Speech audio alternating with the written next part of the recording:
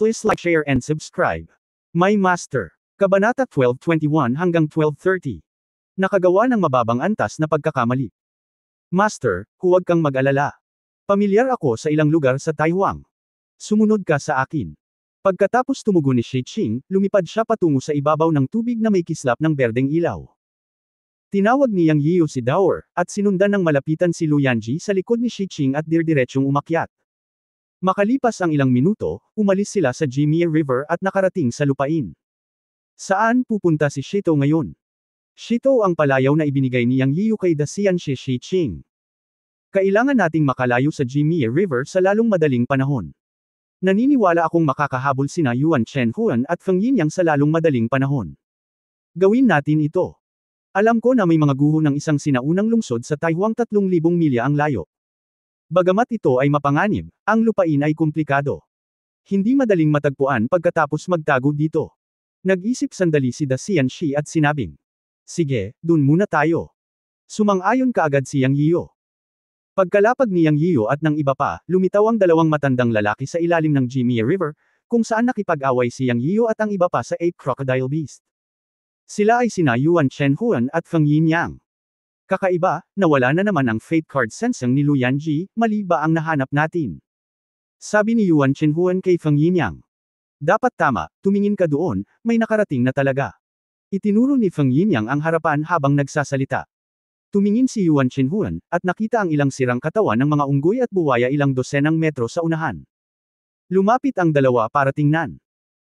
Nagkaroon ng malaking labanan dito, ang mga halimaw na napatay ay napakalakas, at naroon ang hininga ni Lu Yanji, ang isa pang hininga ay tila kay Yang Yiu, mayroon ding hininga ng kakaibang bato ng langit at lupa, at ang hininga ng mga halimaw, at tila walang ibang hininga.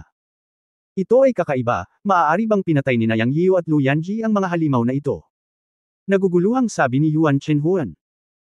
Hindi dapat, kung ihahambing sa hininga sa pinangyarihan, ang isa sa mga halimaw na ito ay may napakalakas na hininga, hindi bababa sa lakas ng rurok ng huling yugto ng kapigatian, sina Yang Yiu at Lu Yanji ay parehong nasa fusion realm, paano nila papatayin ang napakalakas na halimaw? Mayroon bang makapangyarihang Panginoon sa kanila? O sina Yang Yiu at Lu Yanji ba ay sinusundan ng isang master? Naguguluhang sabi ni Feng Yinyang. Medyo nalilito ang dalawa sa mga nangyayari. Pagkatapos ay sinabi ni Yuan Shenhuan, naputol na naman ang aura ng life plate ni Lu Yanji dito. Sobrang kakaiba. Nang dumaan kami sa hadlang ng mga batas, naramdaman namin ang kanyang aura, at pagkatapos ay nawala ang aura. Tinunton namin ito sa Silent River. Pagdating namin sa Silent River, naramdaman namin muli ang aura, ngunit hindi nagtagal, nawala ang aura sa loob ng 10 taon. Lumitaw muli ito makalipas ang 10 taon, at natunton namin ito sa lugar na ito, ngunit ngayon ay nawala muli. Anong nangyayari? Bulong ni Yuan Shenhuan sa sarili. Feng. Saglit na nag-isip si Yinyang matapos marinig ang kanyang sinabi, ipinapalagay ko na ang aura na naramdaman natin noong dumaan lang tayo sa hadlang ng mga batas ay dapat na tama, ngunit pumasok sila sa Silent River, na naging dahilan upang ang aura ay sakop ng Silent River. Pagpasok namin sa Silent River, naramdaman na naman namin, ibig sabihin hindi kami nagkakamali. Ang tanging duda ay nawala sila sa Silent River sa loob ng 10 taon, ngunit hindi namin sila nakitang lumabas. Ito ay nangangahulugan lamang na sila ay nasa Silent River sa loob ng 10 taon. Dalawa lang ang posibilidad. Alinman sila ay nagtatago sa isang lugar na maaaring ihiwalay ang aura sa loob ng 10 taon, ngunit walang anumang kaina-hinala sa malapit. Maaari lamang itong mga hulugan na ang isa sa kanila. Kung ang isang tao ay may magic weapon sa kuweba, sa pamamagitan lamang ng pagtatago sa magic weapon ng kuweba ay mararamdaman ang hininga ng nakahiwalay na life card. Ibig sabihin, sa nakalipas na 10 taon, malaki ang posibilidad na nagtago sila sa kuweba na magic weapon, at ngayon ay nawalan na naman ang hininga. Alinman sila ay pumasok muli sa kuweba na magic weapon, o sila ay umalis sa Silent River at umabot sa lupa. Kaya hindi mo maramdaman ang hininga ng life card ni Lu Yanji. Siyam sa bawat 10 beses, ang huli ay mas malamang, dahil hindi na sila muling makapasok sa kuweba ng magic weapon pagkatapos magtago ng 10 taon. Kaya, mabilis tayong pumunta sa pampang at pumunta sa lupa. Siguro nasa Earth na sila ngayon. Naningkit ang mga mata ni Feng Yinyang habang nagsasalita siya. Siguro totoo. Ngayon ay makatitiyak tayo na magkasama sina Lu Yanji at Yang Yiu. Kaya, pumunta tayo sa pampang. Hindi sila dapat malayo. Pagkatapos ay pumunta sina Yuan Shenhuan at Feng Yinyang sa tubig. Sa oras na ito, sinundan ni Yang Yiyu at Lu Yanji si Daxianshi at tumakbo sa Taihuang Forest. Ngayon ay mayroon na silang Daxianshi Shiqing bilang isang gabay, at sa wakas ay mas nakadama sila ng kagaanan. Masyadong malaki ang Taihuang Forest. Nasa Taihuang Forest pa rin sila, na 1,000,000 milya ang layo, mula nang pumasok sila. Ayon kay Daxianshi, ang mga sinaunang guho ng lungsod na kanilang pupuntahan ay malalim sa Taihuang Forest. Ito ay magiging lubhang mapanganib. Magkakaroon ng lahat ng uri ng mga nilalang ng Taihuang. Kailangan nilang maging alerto sa daan upang maiwasan ang pag-atake. Maaari lamang silang maglakbay sa dalawang paa nang hindi lumilipad. Bilang karagdagan, sa luntiang kagubatan, ang bilis ay mas mabagal. Nag-aalala rin sila na maabyutan nina Yuan Shenhuan at Feng Yinyang. Medyo stressed si Yang Yiyu. Ngunit walang ibang paraan. Makakatakbo lang siya sa abot ng kanyang makakaya. Habang naglalakad, tinanong niya si Daxianshi Shiqing tungkol sa sitwasyon sa Taihuang. Ayon kay Lu Haitang, naalala ni Yang Yiyu na sinabi niya na walang sibilisasyon sa Taihuang, ngunit sinabi ni Daxianshi na ang lugar na kanilang pupuntahan ay ang mga guho ng isang sinaunang lungsod sa Taihuang, kaya nalilito si Yang Yiyu. Pagkatapos ay tinanong niya si Daxianshi, sa pagkakaalam ko, walang sibilisasyon sa Taihuang, lahat ito ay primitive. Bakit mo sinasabing may mga guho ng mga sinaunang lungsod? Si Daxianshi ay lumulutang mga 2 metro sa ibabaw ng lupa na may berdeng ilaw. Siya ay maliit, kaya hindi niya kailangang lumipad ng masyadong mataas. Bilang karagdagan, siya ay orihinal na mula sa tribong Taihungto, at mas marami siyang alam tungkol sa Taihuang kaysa kay Yang Yiyu at iba pa. Kunin ang paglipad halimbawa. Sa teorya, kung hindi ito lalampas sa 9 na metro, hindi ito aatakehin ng mga batas ng Taihuang, kaya hindi apektado si Daxianshi, ngunit hindi maaaring sina Yang Yiyu at Lu Yanji. Sa kagubatan, ang bawat puno ay humigit kumulang 10 o 100 metro ang taas o mas mataas pa, na napakahigpit para sa mga magsasaka ng tao. Tama ang sinabi ni Master, pero isa lang sa mga dahilan. Totoo na ang Taihuang Star Sea ay primitive at walang sibilisasyon, ngunit iyon ay isang napakaagang panahon, o isang estado kung saan walang mga nilalang mula sa mundo ng paglilinang ang pumasok. Anumang tiwangwang na lugar ay hindi may iwasang magkaroon ng kabihasnan hanggat may mga nilalang. Sa katunayan, maraming lugar sa Taihuang na inookupahan ng paglilinang ng mga nilalang. Mula nang matuklasan ang Taihuang Star Sea, nakapasok na ang sibilisasyon sa Taihuang Star Sea. Sinasabing may mga immortal pang ang naninirahan sa Taihuang Star Sea noong mga unang araw, kaya ngayon ay mayroon ng lahat ng uri ng relics at cultivation techniques at magic weapons sa Taihuang.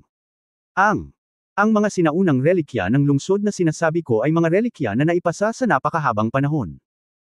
Ang malawak na mundo ng paglilinang ay napapaligiran ng hindi mabilang na maliliit na mundo, at mayroong hindi mabilang na mga nilalang. Mula noong sinaunang panahon hanggang sa kasalukuyan, hindi mabilang na mga nilalang ang nakapasok sa Taihuang Star Sea, at natural na hindi mabilang ang mga relic ng mga sibilisasyon na naipasa na. Hindi ito nakakagulat. Sinabi ng walang kamatayang bato na si Shiqing sa makalumang paraan. Tumanggaw sina Yang Yiyu at Lu Yanji pagkatapos makinig. Ayon sa pahayag ni Shiqing, talagang ganito. Kung gayon alam mo ba kung anong klaseng lugar ang lugar na iyon? Ano ang espesyal dito? Sumunod si Lu Yanji at tinanong si Shiqing. Sa totoo lang, nasa gilid lang ako. Ito ay isang napakalaking sinaunang guho ng lungsod. Hindi ko alam kung gaano ito kalaki. Gayunpaman, ang paligid lamang ay halos 100 milya. Hindi ako nang ahas na pumasok. Hindi ko alam kung bakit nawasak ang sinaunang lungsod, ngunit maraming nilalang ng Taihuang ang nakatira dito. Mayroong lahat ng uri ng kakaibang nilalang sa Taihuang, ang ilan ay lubhang nakakatakot. Nagpunta rin ako doon mahigit 1,000 taon na ang nakalilipas. Naaalala ko na noong pumunta ako doon, isang mahabang dagandong ang narinig sa lungsod, na nag-trigger ng Taihuang Sky Thunder. Ang napakatinding kapangyarihan ng langit ay bumalot sa sinaunang lungsod sa loob ng 100 milya. Maraming makapangyarihang Taihuang na nilalang ang tumakas, at isa ako sa kanila. Ako, hindi pa nakakapunta doon mula noon. Gayunpaman, hanggat hindi tayo pumasok sa loob ng lungsod at maingat, dapat tayong maging maayos. Kahit na ang panlabas na lungsod ay 100 milya ang layo, na may hindi mabilang na gumuhong mga gusali at palasyo. Hindi madali para kay Yuan Shenhuan at Feng Yinyang na hanapin kami pagkatapos magtago dito. Paliwanag ni Shiqing. Naiintindihan niya ang mga alalahanin nina Yang Yiyu at Lu Yanji. Habang sila ay naglalakad at nag-uusap, sina Yang Yiyu at Lu Yanji ay hindi nakakuha ng maraming kapaki-pakinabang na impormasyon tungkol sa mga guho ng sinaunang lungsod mula sa Shiqing. Hindi man lang alam ni Shiqing ang pangalan ng sinaunang lungsod. Ngunit walang paraan upang umatras, kaya maaari lamang silang sumulong. Pagkatapos nilang tumakbo ng halos 3 araw, sabay na napabulalas sina Lu Yanji at Shi Qing. Kuya Yang, nararamdaman ko ang hininga ng lifeguard. Ito ay, hinahabol tayo ni Yuan Chenhuan. Sabi ni Lu Yanji na may seryosong mukha. Ang kanyang sariling lifeguard ay maaaring maramdaman hanggat ay activate ito ni Yuan Chenhuan. Sa sandaling ito, naramdaman niya ang hininga ng lifeguard. Higit pa sa pakiramdam, 10 milya na ang layo nila. Tumakas tayo sa lalong madaling panahon. Paano tayo nahanap ng dalawang matandang immortal na ito ng napakabilis? Nag-aalalang sigaw ni Shi Qing. Natigilan si Yang Yiyo nang marinig niyang nagsasalita si Shi Qing, at tumingin kay Lu Yanji. Alam niyang nakagawa siya ng mababang antas ng pagkakamali. Kabanata 1222 Pagmamaneho sa Poison Bee. Naisip ni Yang Yiyan si Lu Yanji. O sa halip, ito ay ang fate card ni Lu Yanji na nasa kamay ni Yuan Chenhuan. Nasa kamay ni Yuan Chenhuan ang fate card ni Lu Yanji, para mahanap niya sila ni Lu Yanji batay sa fate card ni Lu Yanji. No wonder mabilis siyang dumating. Sinabi ni Shi Qing na ang distansya sa immortal na bato ay 10 milya lamang, at ang maliit na distansya na ito ay ilang minuto lamang para sa mga master tulad ni Yuan Chenhuan at Feng Yinyang. Alam ni Yang Yiyan na nalantad ang aura ni Lu Yanji. Sa oras na ito, isang matandang boses ang tumunog, "Yanji, narito ang aking disipulo at guro upang iligtas ka, tumayo ka at maghintay." Ang boses na ito ay boses ng immortal na matandang Yuan Chenhuan. Ang boses ay umalingaw ng 12 milya bago dumating ang tao, at tumunog ito sa lahat ng direksyon. Ang mukha ni Yang Yiyan ay naging sobrang pangit. Wala na siyang oras para magsabi pa. Kumaway siya kay Lu Yanji at sinabing, "Yanji, maaari mong putulin ang aura ng fate card kapag pumasok ka sa Chenkunpot space." Sa susunod na sandali, si Lu Yanji ay tinipon ni Yang Yiyan sa espasyo ng Chenkunpot. Alam ni Yang Yiyan na ang espasyo ng Chenkunpot ay sariling mundo at isang napakahalagang kayamanan. Hindi pa kaya ni Yuan Chenhuan na maramdaman ang aura ni Lu Yanji mula sa espasyo ng Chenkunpot. Sa pamamagitan lamang ng pagpapasok kay Lu Yanji sa espasyo ng Chenkunpot at ihiwalay ito sa life card, hindi sila mahahanap ni Yuan Chenhuan. Bagamat 10 milya lamang ang distansya, nang walang pagsubaybay ni Lu Yanji at ang paghihigpit na hindi magamit ang espiritual na kamalayan sa Taiwan Star Sea, maiiwasan ni Yang Yiyan ang pagsubaybay kina Yuan Chenhuan at Feng Yinyang. Kahit na siya mismo ay hindi sigurado, ito ang pinakamahusay na pagpipilian sa sandaling ito. Kahit na maaari niyang gamitin ang espiritual na kamalayan upang suriin ang Black Lotus Space, ito ay limitado rin. Ang buong Taiwan Star Sea ay naghigpit sa espiritual na kamalayan ng lahat ng mga magsasaka at hindi ito magagamit. Siya lamang ang maaaring gumamit ng espiritual na kamalayan sa pamamagitan ng Black Lotus Space, ngunit ito ay napigilan sa loob ng 100 metro. Lampas sa 100 metro, hindi ito gagana. Ito ay hindi kapaki-pakinabang upang labanan ang walang kamatayang bato Shi Qing. Si Shi Qing ay isang kakaibang bato. Hanggat mayroong isang metal na bato, maaari siyang maglaro ng isang malaking kalamangan. Nararamdaman niya ang hanggang sa isang radius na 30 milya, kaya sa sandaling ito ay gumanap ng malaking papel si Shi Qing. Siyempre, pagkatapos na pumasok si Lu Yanji sa espasyo ng Chenkunpot, maaaring umasa si Shi Qing sa kanyang mga kakayahan upang kunin si Yang Yiyan upang maiwasan sina Yuan Chenhuan at Feng Yinyang. Ngayon ay depende kay Shi Qing kung maiiwasan niya ang mga trackang sound ni Yuan Chenhuan at Feng Yinyang. "Shi Tu, bilasan mo, ikaw na ang susunod." Sabi ni Yang Yiyan kay Shi Qing na may pag-aalala. Bagamat naabot na niya ang mahusay na kasakdalan ng Fusion Realm at nilinang pa ang dalawang mahusay na kasanayan sa pakikipaglaban, talagang matatakot siya kapag kaharap ang mga lumang immortal tulad ni Feng Yinyang at Yuan Chenhuan. Pagkatapos ng lahat, ang dalawang matandang lalaki ay ang ikatlong antas na mga immortal sa lupa na pinigilan ang kanilang paglilinang sa mahusay na pagiging perpekto ng panahon ng kapigatian, na katumbas ng hindi magagapi na pag-iral ng panahon ng kapigatian. Ang direktang kapangyarihan ng pakikipaglaban ni Yang Yiyan ay maaaring lumaban sa iba't ibang antas, at mayroon pa siyang kumpiyansa na makipagkompetensya sa mahusay na pagiging perpekto ng panahon ng kapigatian, ngunit iyon ay limitado sa ordinaryong mahusay na pagiging perpekto ng panahon ng kapigatian, hindi ang pagdaraya na mahusay na pagiging perpekto ng panahon ng kapigatian tulad ni Yuan Chenhuan at Feng Yinyang. Ngayon gusto na lang niyang sundan si Shi Qing para mabilis na makapasok sa mga guho ng sinaunang lungsod at maalis ang dalawang matandang immortal.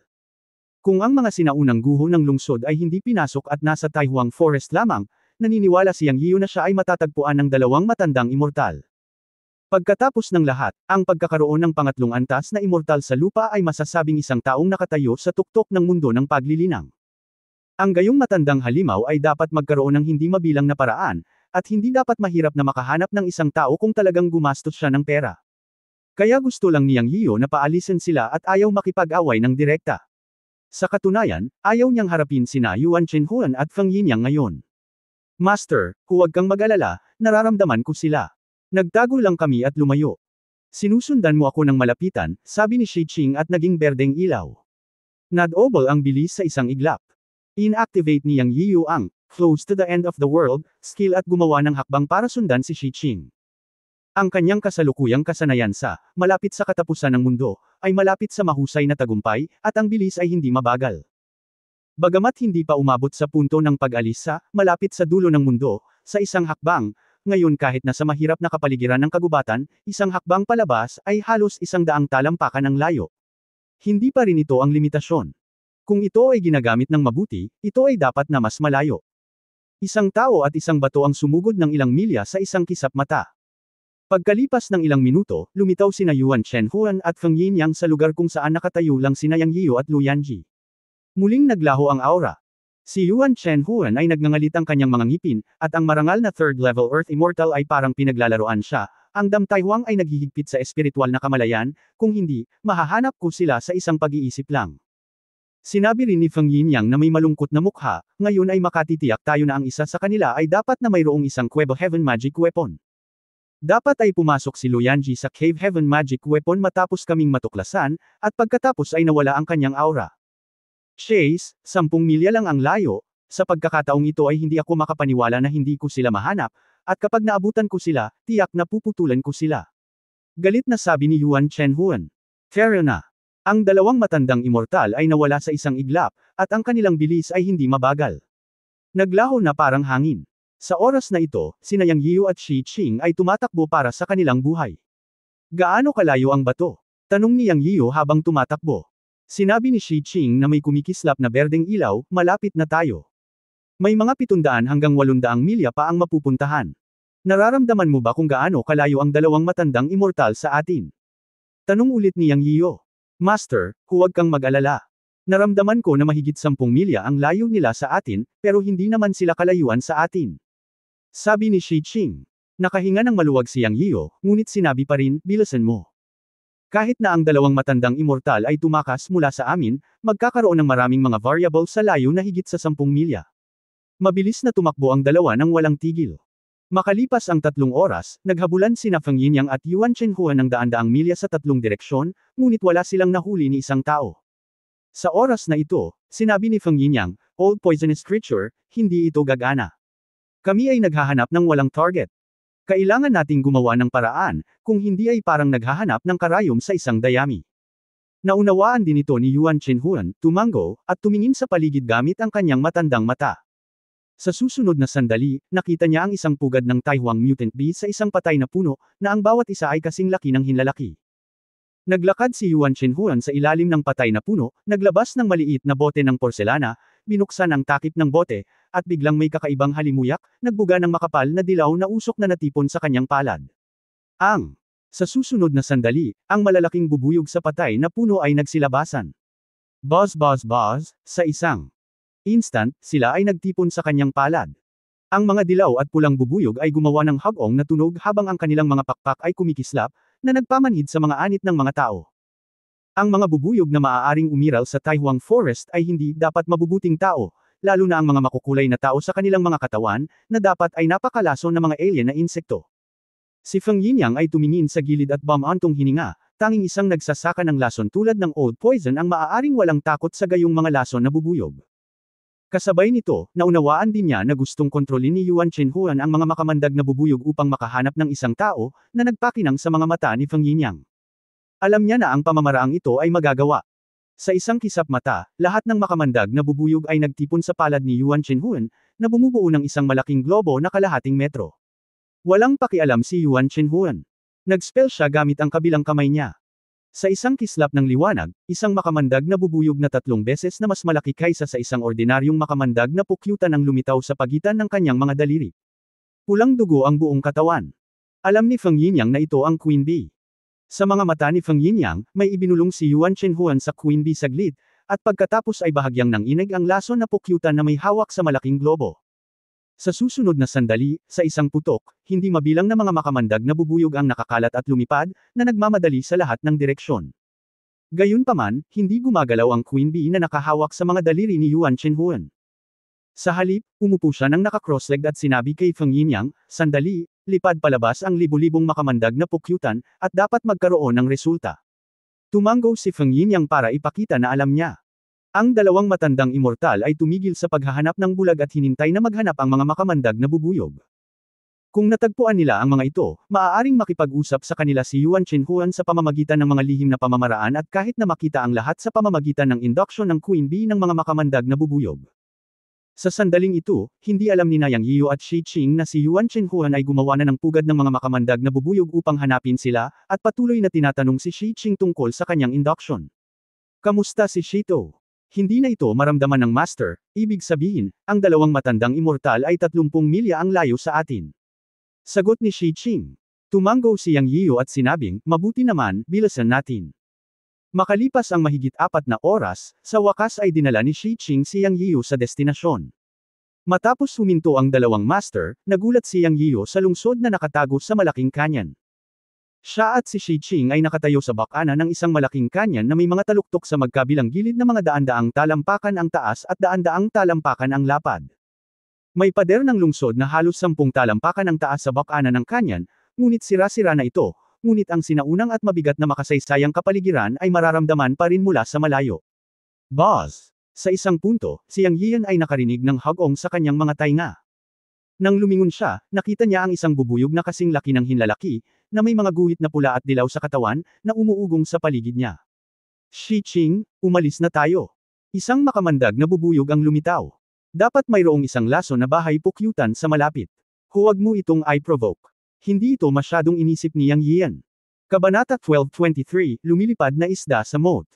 Sina Yuan Shenhuan at Feng Yinyang ay nanatili sa iisang lugar nang hindi gumagalaw. Sa isang tiyak na sandali, biglang iminulat ni Yuan Shenhuan ang kanyang mga mata at sinabing, "Nahanap na." "Saan?" Gulat na tanong ni Feng Yinyang.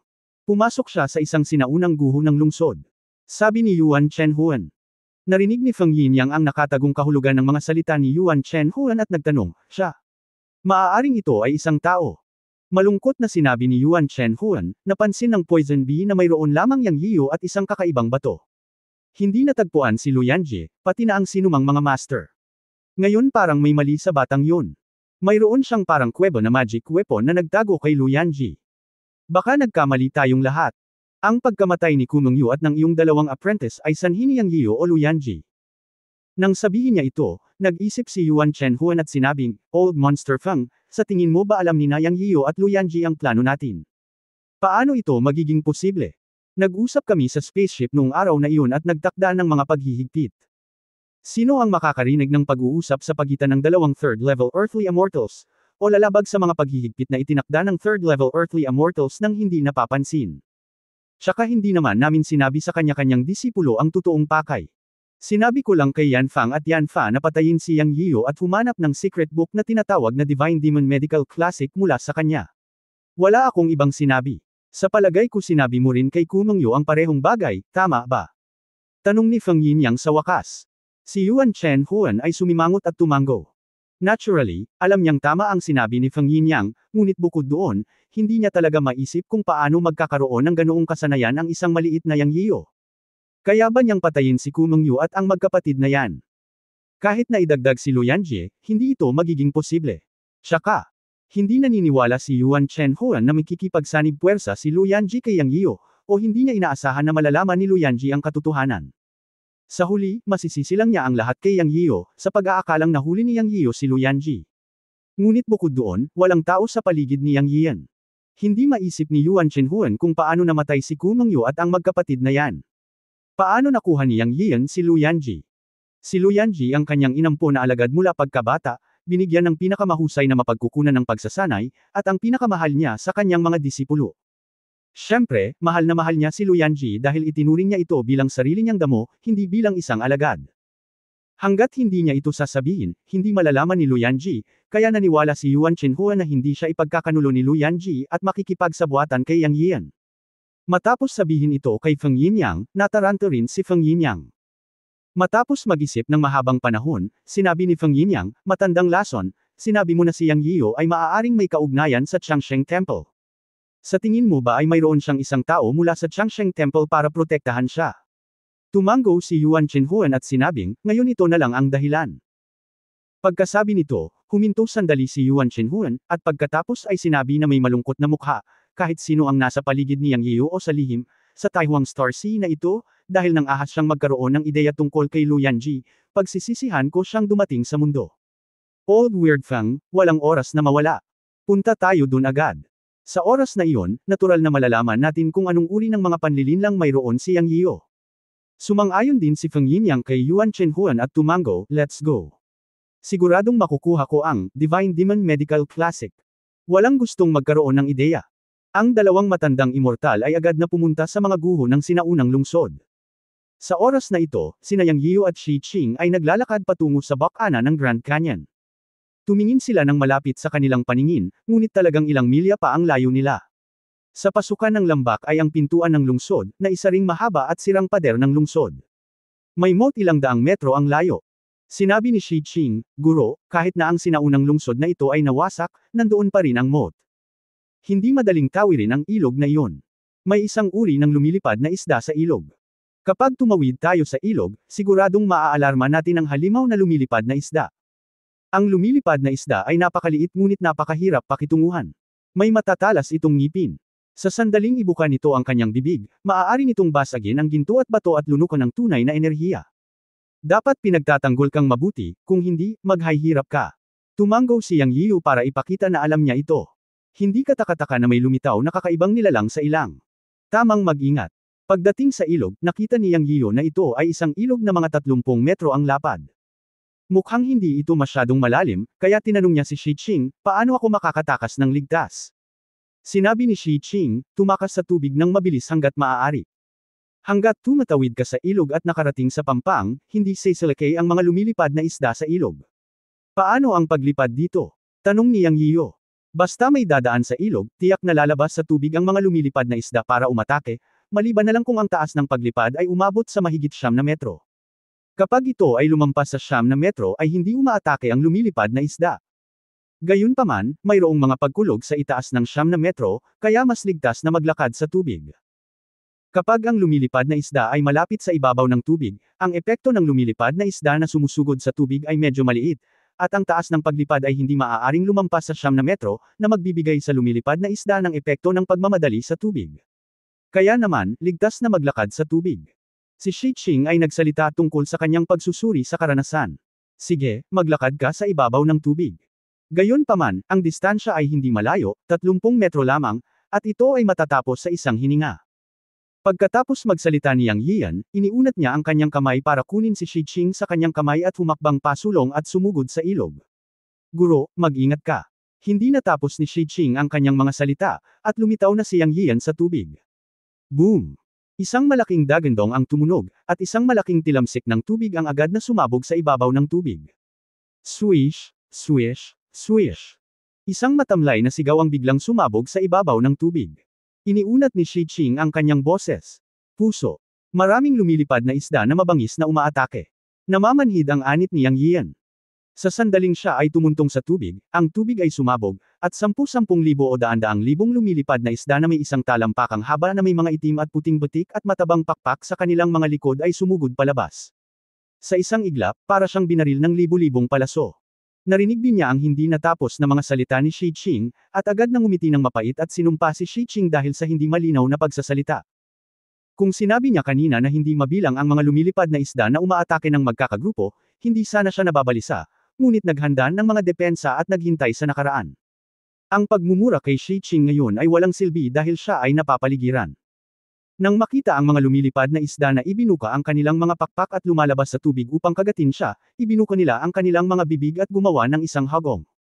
Ang makakapal na hanay ng matatalas at manipis na ngipin ay nagpang-inig sa kanya. Naisip niya ang mga pirana sa kanyang isip, ngunit ito ay isang bersyon ng paglilinang na may mas maraming pakpak. Isang malaking grupo ng mga lumilipad na isda ang nagtipon sa ilalim ng tubig, at ang buong ibabaw ng tubig ay puno ng gayong mga halimaw na lumilipad na isda. Nanginag ang puso ni Yang Yiyo. Alam niyang kung siya ay kaladkarin sa tubig, baka wala na siyang mga buto. Bang, bang, bang. Sa isang kisap mata, hindi mabilang na lumilipad na isda ang tumama sa kanya, at lahat sila ay bamuka ang kanilang mga bibig upang kumagad. Natakot si Yang Yiyo at na-activate ang kanyang life and death realm body sa instant ng flying fish attack. Ang totoong enerhiya ay kumalat din sa buong katawan niya para sa pagtatanggol. Ngunit nasaktan pa rin siya sa hindi mabilang na lumilipad na isda. Ang pinakamahalagang bagay na nagpasindik kay Yang Yiyo ay na matapos siyang tamaan ng lumilipad na isda, ibinuka nila ang kanilang mga bibig at kinagat siya. Ang kanyang mga damit ay napunit sa mga kagat sa hininga, at ang mga kagat ay direktang tumama sa kanyang laman. Sa kabutihang palad, mayroon siyang buhay at kamatayan na kaharian ng katawan, kung hindi ay gagawin siyang isang tumpok ng mga buto. Siya. Matagumpay na nalabanan ang operasyon ng mga kasanayan, ngunit hindi pa rin niya maiwasang makagat ng lumilipad na isda. Masakit, at hindi niya napigil ang sumigaw na parang tinusok ng karayom.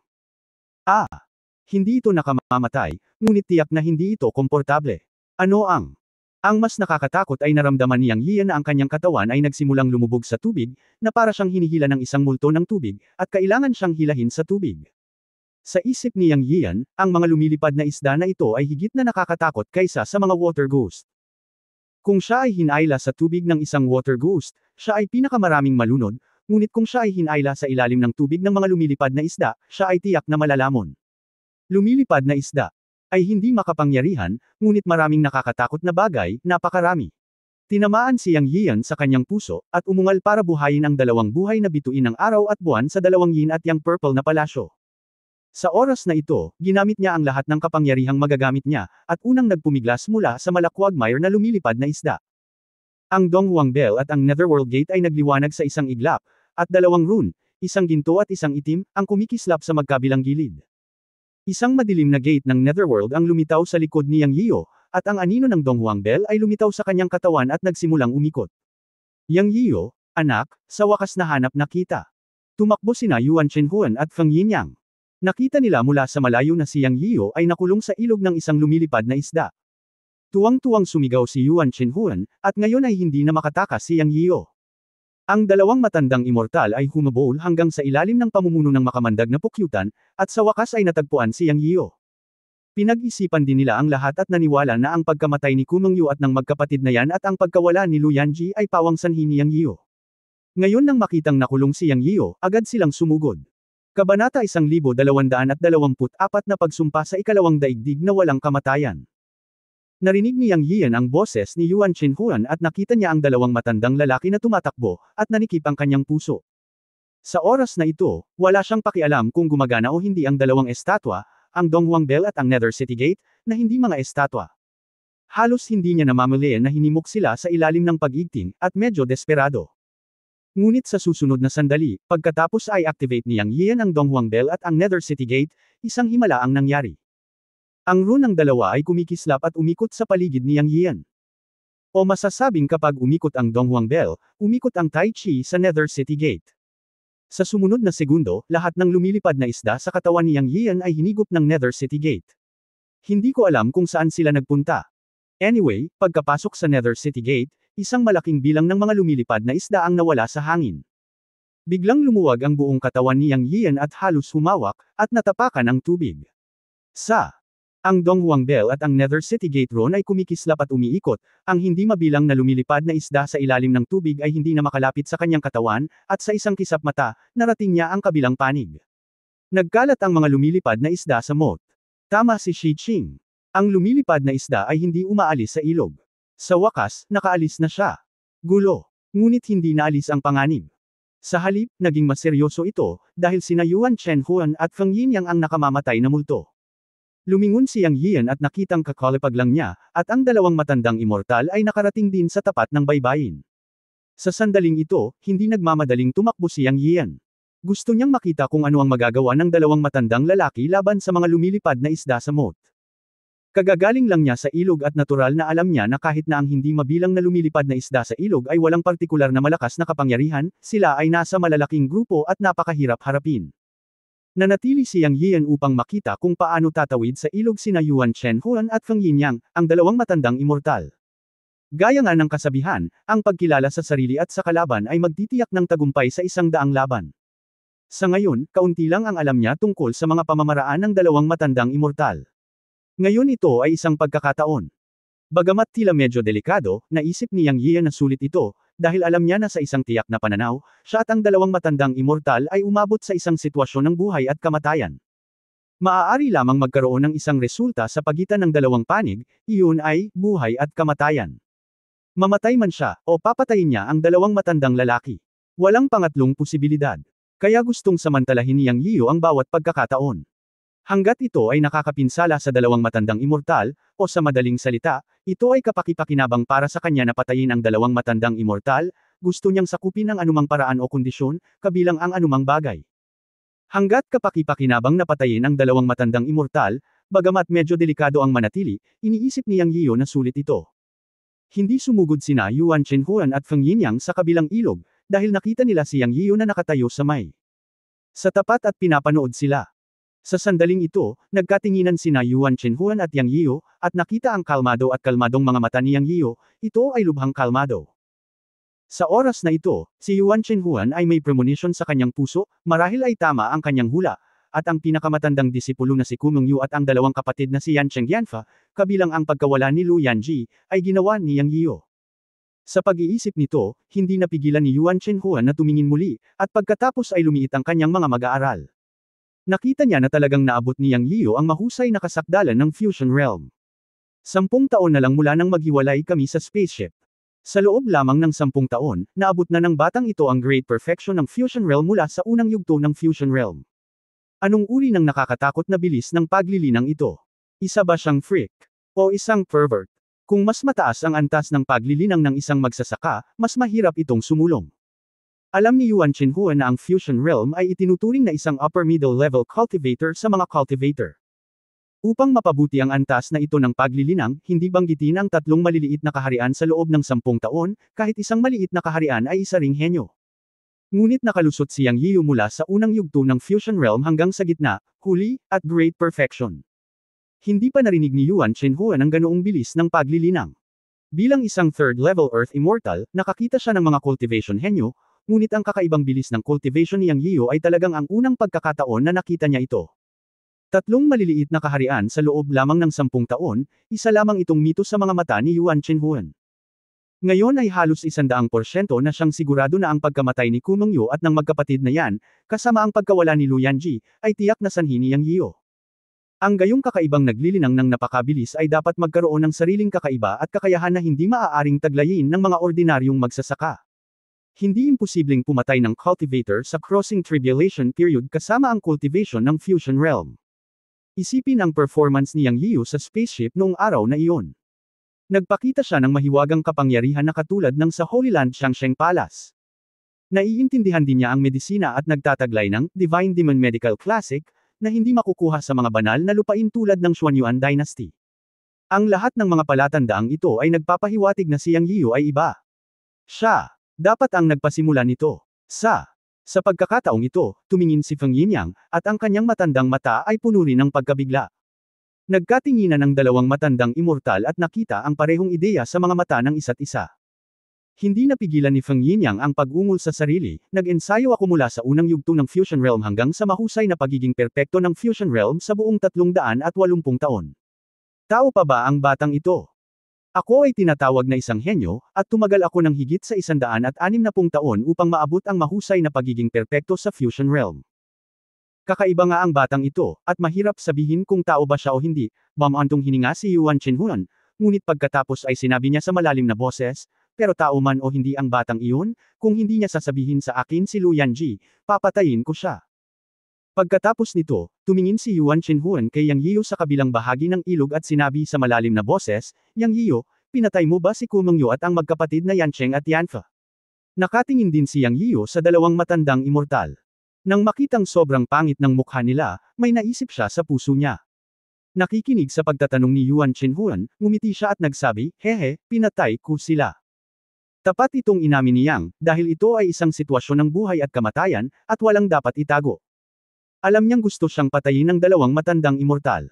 Kahit itago niya ito at hindi aminin, sasalakayin pa rin siya ng mga ito. Sa halip na gawin iyon, mas mabuting aminin ito ng lantaran. Nagdilim ang mga mukha nina Yuan Chenhuan at Feng Yinyang nang marinig nila ang walang kwentang sagot ni Yang Yie. Kaya itinago mo rin ang aking alagad na si Luyanji. O nakakulong ba siya sa magic weapon? Nagbago ang mukha ni Yuan Shenhuan, at tinitigan niya si Yang Yiyo.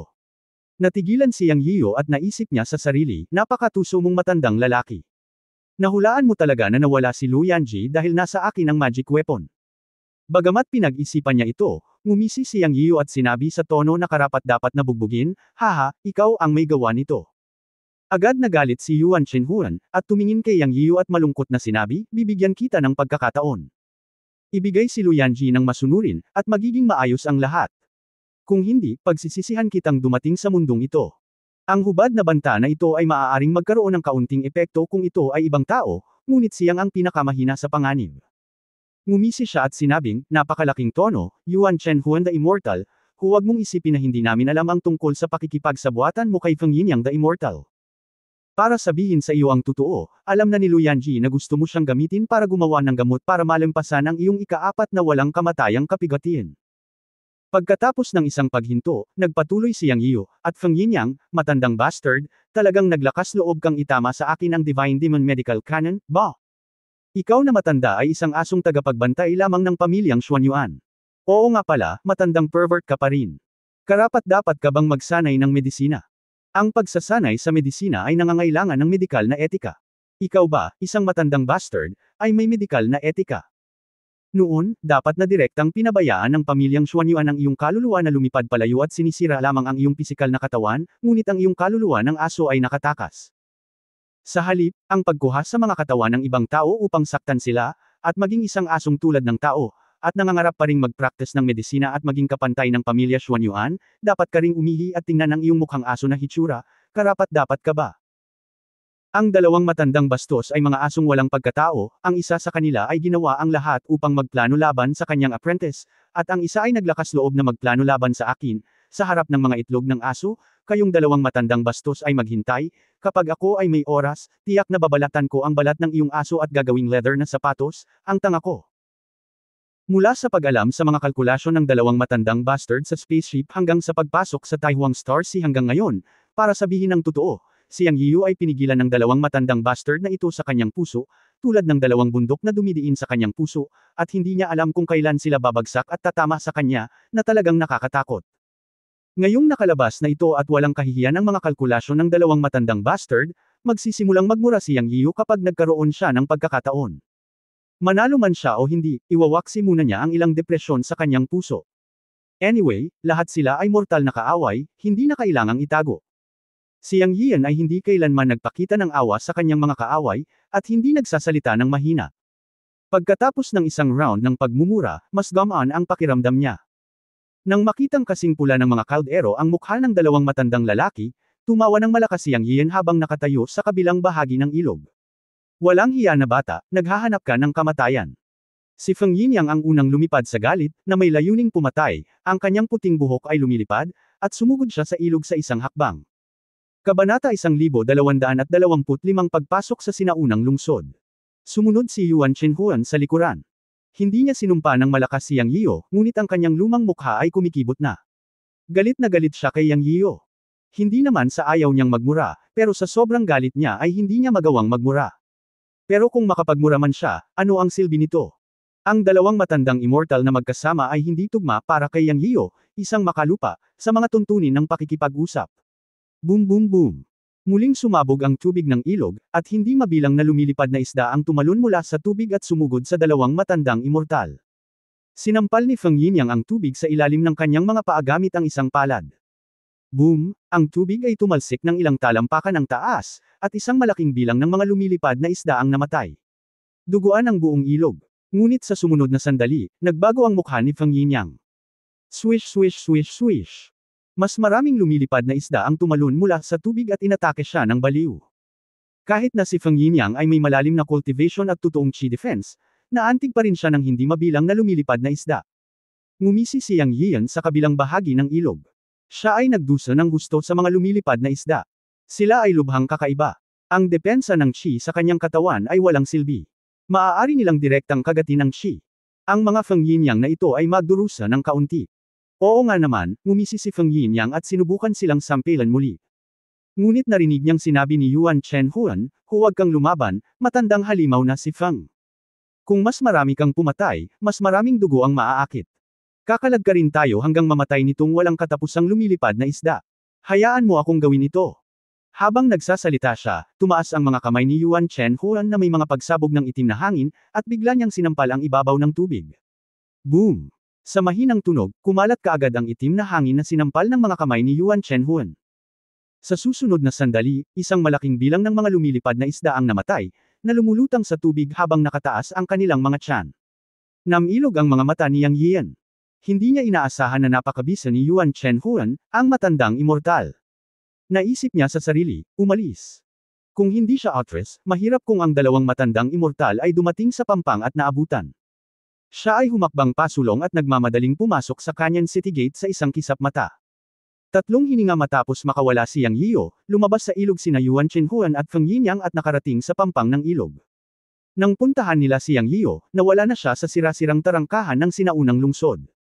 Chase! Si Feng Yinyang ay puno ng pagpatay na layunin at nanguna sa paghabol sa kanya. Nasaktan siya sa sumpa ni Yang Yiyo at gusto niyang hulihin si Yang Yiyo at punitin siya ng higit pa kaysa kay Yuan Chenhuan. Ang kanyang kaluluwa ay ang Fengyan Divine Dog, at kinuha ng kanyang katawan ang katawan ng isang may sapat na gulang upang linangin ang Taoism. Sa loob ng libu-libong taon, itinuring niya ang kanyang sarili bilang isang tao at napupuot sa iba na nagmumura sa kanya bilang isang aso. Ngayon, hindi lamang siya isinumpa ni Yang Yiyo, kundi isinumpa din ang matandang aso ng mabangis. Dahil dito, nagsimulang magkalat ang daos na puso ni Feng Yinyang. Ngayon ay gusto na lang niyang hulihin si Yang Yiyo at durugan siya hanggang abo. Si Yuan Chenhuan ay medyo mas kalmado kaysa kay Feng Yinyang. Nalaman niya mula sa mga salita ni Yang Yiyo na alam na ni Lu Yanji ang kanyang mga kalkulasyon laban sa kanya, na labis na nag-alala kay Yuan Chenhuan. Ngayon ay hindi na mahalaga kung paano nalaman nina Lu Yanji at Yang Yian ang tungkol sa plano nila ni Feng Yinyang. Ang mahalaga sa kanya ay mahuli si Yang Yian at ibigay sa kanya si Lu Yanji. Masasabing si Lu Yanji ang buhay na nilinang niya sa loob ng maraming taon, at ang buhay na kailangan niya para makaligtas sa ika-4 na makalangit na kapigatian. Kung hindi pinaalis ni Yang Yian si Lu Yanji, parang hinihingi niya ang kanyang buhay, at bago iyon, nagpantasya si Yuan Chen na kunin muna ang buhay ni Yang Yian. Ang dalawang third-turn Earth Immortals, na ang paglilinang ay pinigilan ng mga batas ng makalangit na kaparangan ng mga batas ng makalangit na kaparangan sa paglilinang sa panahon ng kapigatian, na parang baliw na sumugod sa tarangkahan ng sinaunang mga guho ng lungsod upang habulin si Yang Yian, na nangakong hulihin si Yang Yian. Sa malaking Canyon City, habang lumakad papasok si Yang Yian, mas lumalawak ito. Si Shi Qing, ang walang kamatayang bato, ay nangunguna sa mabilis na bilis sa harap. Ito ang paligid ng sinaunang lungsod. Dumating ang walang kamatayang bato at dinala si Yang Yian sa kailaliman upang ilayo ang sarili sa dalawang matandang immortal na nasa likuran niya. Pagpasok sa sinaunang mga guho ng lungsod, ito ay isang tanawin ng mga guho mula sa simula. Dinala ni Shi Qing si Yang Yiyo sa kailaliman ng kanyan. Ang buong sinaunang mga guho ng lungsod ay itinayo sa kanyan, at ang direksyon ng extension ay maaari lamang pasulong. Matapos ang halos 30 milya, biglang lumiwanag ang paningin. Ito ay tulad ng paglalakad sa isang mas malaking kanyan. Anyway, malabo mong makikita ang mga bundok sa di kalayuan. Parami ng parami ang mga gusali dito, ngunit marami pa rin ang sira-sirang guho. Kahit na may mga buo na gusali, karamihan sa mga ito ay nasira. At sa mata ni Yang Yiyo, ang mga gusali dito ay gawa sa malalaking bluestones, na mas malaki kaysa sa mga palasyo at bahay na tinitirhan ng mga tao. Mula sa ilang medyo buo na mga balangkas, makikita na ang mga bluestone na gusaling ito ay dapat na 12 o 30 talampakan ang taas kapag buo. Hindi ito mukhang lungsod na tinitirhan ng mga tao, ngunit isang sinaunang lungsod na tinitirhan ng mga higanti. Kung mas malalim mong sinusundan ang Shi Qing, mas marami ang mga grupo ng gusali, at ang mga medyo nasira ay mas maliit kaysa sa seksyong papasok pa lang sa gate ng lungsod. Noong una siyang pumasok sa lungsod, gumuho ang lahat ng mga gusaling nakita niya. Gayunpaman, pagkatapos lumakad ng higit sa 30 milya ang lalim, unti-unti niyang nakita ang mga palasyo at mga gusali na lubhang nasira, ngunit karamihan sa mga ito ay hindi gumuho. Pagtingin sa paligid, may mga walang katapusang gusali. Alam ni Yang Yian na kung pupunta siya sa ganoong lugar, nang walang mga espiritual na bato para sa pagmamasid, at sa espesyal na kapaligiran ng sinaunang mga guho ng lungsod na binanggit ni Shi Qing, magiging mahirap para kay Yuan Chenhuan at Feng Yinyang, ang dalawang matandang immortal, na mahanap siya. Matapos lumakad ng 30 milya ang lalim, nalaman ni Yang Yian na hindi sinasadyang lumitaw ang fog sa paligid niya. Ang puting fog ay nagmistulang apoy sa kailaliman ng sinaunang lungsod. Habang lumalalim siya, mas lumalalim ang hamog. Ang pinagmulan ay nagmumula sa isang napakalayo na lugar. Hindi alam ni Yang Yian kung ang sinaunang lungsod ay nakatago pa rin sa hamog. Ngunit alam niya na sa pagkakaroon ng hamog, ito lamang ang pinakamahusay na takip para sa kanya. Hindi niya magamit ang kanyang espiritual na kahulugan, at ngayon ay may makapal na ulap, ang kanyang paningin ay may kapansanan. Hindi siya madaling mahanap nina Yuan Chenhuan at Feng Yinyang, ang dalawang matandang immortal. Isa pang bagay ang nagbigay ng ideya kay Yang Yian. Kung maaari, gusto niyang gamitin ang geographical na kapaligiran dito para palihim na atakehin ang dalawang matandang immortal. Para sa kanya, ang lugar na ito ay may ganap na kalamangan. Ang unang bentahe ay ang kanyang espiritual na kahulugan ay maaaring dumaan sa espasyo ng itim na lotus. Bagamat maaari lamang itong palayain sa 100 metro ang layo, sa labanan at sa malupit na kapaligiran, ang 100 metro ng espiritual na kahulugan ay maaaring magkaroon ng isang baligtad na epekto. Pangalawa, magagamit niya ang Chen Kunai sa fog. Ang mahiwagang kapangyarihan na ito ay isang mahiwagang kapangyarihan na ipinagkaloob ng Chen Kun Pot. Ito ay naiisip kung gaano kalaki ang paglalaro ng Chen Kun ay sa fog na may mas mababa at mas mababang visibility. At ang pinakamahalagang punto ay ang pagkakaroon ng walang kamatayang bato na si Shi Qing. Si Shi Qing mismo ay isang nilalang ng Taiwan Tu clan. Sa kabilang banda, dumating si Shi Qing sa mga guho ng sinaunang lungsod na ito 1,000 taon na ang nakalilipas. Bagaman hindi pa siya nakakapasok ng malalim sa panloob na lungsod ng sinaunang lungsod, ang mga bato ng panlabas na lungsod ay malinaw, na isang malaking kalamangan. Pinagsasama-sama ang mga salik na ito, nadama ni Yang Yian na maaari niyang ilunsad ang isang palihim na pag-atake sa dalawang matandang lalaki na si Yuan Chen Wan Feng Yinyang sa mga guho ng sinaunang lungsod. Kung hindi mamatay ang dalawang matandang ito, hindi siya makakapagpahinga. Siyempre, ito at si Shi Qing ay kailangang malaman pa. Kung hindi nila ito gagawin, magtatagumpay sila, o hindi sila dapat masaktan. Binagalan din ni Yang Yian ang kanyang bilis bago niya nalaman na humahabol si Yuan Chen Wan Feng Yinyang at ang dalawang matandang lalaki. Gayunpaman, may mga guho at bunker sa lahat ng dako, at hindi madaling matuklasan ang mga ito sa hamog na ulap. Bukod sa hamog, mayroon bang mga espesyal na epekto sa kapaligiran sa sinaunang lungsod na ito ng Shito? Tanong ni Yang Yian, nakatingin sa lumulutang at lumilipad na bato sa harapan. Nag-isip sandali si Shi Qing at sinabing, bukod sa hamog, may mga halimaw ng Taihuang na nakatago sa mga guho ng sinaunang lungsod. Wala akong nahanap na iba. Ang tunay na mga panganib ay nasa loob ng lungsod.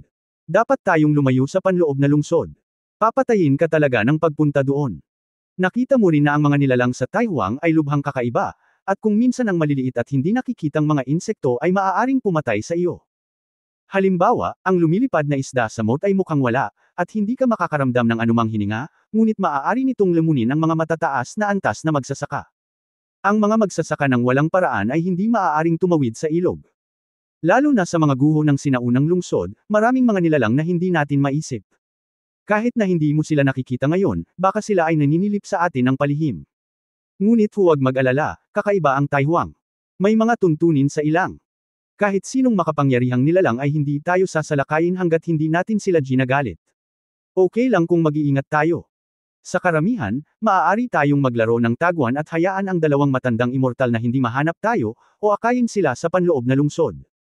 May mga makapangyarihang nilalang sa loob ng lungsod. Kapag nakapasok na sila, hindi banggitin ang dalawang magsasaka sa panahon ng kapigatian, kahit 20 sa kanila ay mahihirapang makalabas. Pagkatapos makinig kay Shi Qing, hindi napigilan ni Yang Yian na tumango, okay, gawin natin ito sa ngayon, gawin mo ito ng paisa-isa, gayunpaman, si Yuan Chen Huan at Feng Yinyang, ang dalawang matandang immortal, ay hindi mamamatay, hindi natin maiisip na mamuhay ng payapa. Pamilyar ka sa lugar na ito, alam mo na ang lugar ngayon, magtago at maging pamilyar sa kapaligiran. Katatapos lang magsalita ni Yang Yian nang marinig niya ang tunog ng labanan at dagandong sa di kalayuan. Kabanata 1226 na Dual Core Fire Spirit Fruit. Shito, pumunta at tingnan. Sabi ni Yang Yian habang nakikinig sa boses. Master, ayaw mo pa rin. Ang mga makakalaban dito ay dapat na mga panginoong nilalang ng isang panig, at hindi nila kayang makialam. Sabi ni Shi Qing. Kumislap ang mga mata ni Yang Yian at sinabi niya, Panginoong nilalang. Paano mo ibig sabihin? Sa pangkalahatan, ang mga makapangyarihang nilalang ay may sariling lupain ng pag-uutos. Kung mas malakas ang command land, mas malaki ang lugar. Kapag may ibang nilalang na pumasok at gustong agawin ang teritoryo, oras na para maglaban ang dalawang panig. Sabi ni Shi Qing na may kumikislap na berdeng ilaw. Ngumisi si Yang Yiyo at biglang nagsabi, Shito, sa palagay mo ba maaari nating hayaan ang mga halimaw at mga nilalang sa mga guho ng sinaunang lungsod na tulungan tayong harapin sina Yuan Chenhuan at Feng Yinyang, ang dalawang matandang immortal? Walang kamalay-malay na sinabi ni Shi Qing, kung may mga taihuang na halimaw na tutulong sa dalawang matandang immortal, baka talagang mapatay natin sila. Ngunit pagkatapos sabihin ito, huminto si Shi Qing, tumugon at ngumiti ng mapait, Guro, ang iyong ideya ay masyadong kakaiba. Sinabi ko na ang mga nilalang sa Taiwan ay lubhang kakaiba. Hindi sila may kukumpara sa mga nilalang sa labas ng mundo, at karamihan sa kanila ay walang gaanong karunungan. Ang mga matalino ay walang alinlangan na mga Panginoon ng isang panig, o hindi bababa sa maliliit na Panginoon. Imposibleng kontrolin ang gayong mga pangunahing nilalang. Aatake ka muna kung aakyat ka. Mas mabuting mag-isip ka ng paraan. Imposibleng kontrolin ang mga nilalang ng Taiwan. Hindi nagsalita si Yang Yiyo pagkatapos makinig, ngunit may ideya siya sa kanyang isipan. Ayon kay Shi Qing, hindi madaling kontrolin ang mga halimaw at nilalang ng Taiwan, ngunit para kay Yang Yiyo, tila may pagkakataon pa. Mayroon pa rin siyang malaking trumpo sa pakikitungo sa mga halimaw, ngunit napakahirap ipatupad, ngunit may pagkakataon pa rin. Pagkatapos, hindi pinansin ni Yang Yiyan ang pagtutol ni Shi Qing at dumiretso sa pinanggalingan ng tunog. Gusto niyang makita ang mga halimaw sa antas ng Panginoon sa Taiwan. Kung may pagkakataong umatake, sasalakayin niya sina Yuan Chenhuan at Feng Yinyang. Sa sandaling ito, tinatayang nakapasok na ang dalawang matandang immortal sa mga guho ng sinaunang lungsod. Pagkatapos maglakad ni Yang Yiyan at Shi Qing ng mahigit 20 milya upang sundan ang mahinang tunog, isang hardin ng kagubatan ang lumitaw sa kanilang paningin. Napapaligiran ito ng pader at mukhang malago at berde sa loob. Ang dagandong na tunog ay nanggaling sa loob. Ang pader ay tila gumuho sa maraming lugar, at hindi na kailangang sadyang hanapin ang pasukan. Direktang dinala ni Yang Yiyan si Shi Qing dito. Umuungol. Ang dagandong ng halimaw ay naging mas malinaw at mas malinaw. Nang pumasok sina Yang Yiyan at Shi Qing sa hardin, naamoy nila ang amoy ng espiritual na gamot sa kanilang mga ilong, na nagpakilos sa puso ni Yang Yiyan, at naisip niyang kanyang sarili, maaaring ito ay isang hardin ng espiritual na gamot. Sa pag-iisip ng pagkakataon, nagpatuloy siya sa pagsulong. Oo nga, nakakita siya ng ilang nakakalat na espiritual na gamot sa daan. Ang ilan ay tumubo sa mga damo, at ang ilan ay lumago ng nakapag-iisa. Halatang matagal na itong inabandona. Ang mga espiritual na gamot na nakikita sa paningin ay hindi mga high-year na espiritual na gamot, hindi hihigit sa 1 o 200 taong gulang, ngunit ang ilan sa mga ito ay bihirang mga espiritual na gamot. Nakita ni Yang Yiyan na ang lahat ng mahalagang uri ng espiritual na gamot ay inilipat sa hardin ng espiritual na gamot sa espasyo ng Chen Kun Pot. Gayunpaman, mayroon siyang hardin ng espiritual na gamot sa espasyo ng Chen Kun Pot, at mayroong siyam na babaeng nag-aalaga dito, kaya pinayaman niya ang mga uri ng hardin ng espiritual na gamot noong panahong iyon. Kumpara. Kasama ang mga spiritual medicine garden ng mga pangunahing sekta sa cultivation world, ang spiritual medicine garden sa Chen Kun Pot Space ni Yang Yiyan ay sadyang hindi karapat-dapat na banggitin, kaya kailangan niyang pagyamanin ang sarili niyang spiritual medicine garden at hayaan itong lumaki ng dahan-dahan sa loob nito, at maaaring magamit niya ito sa hinaharap.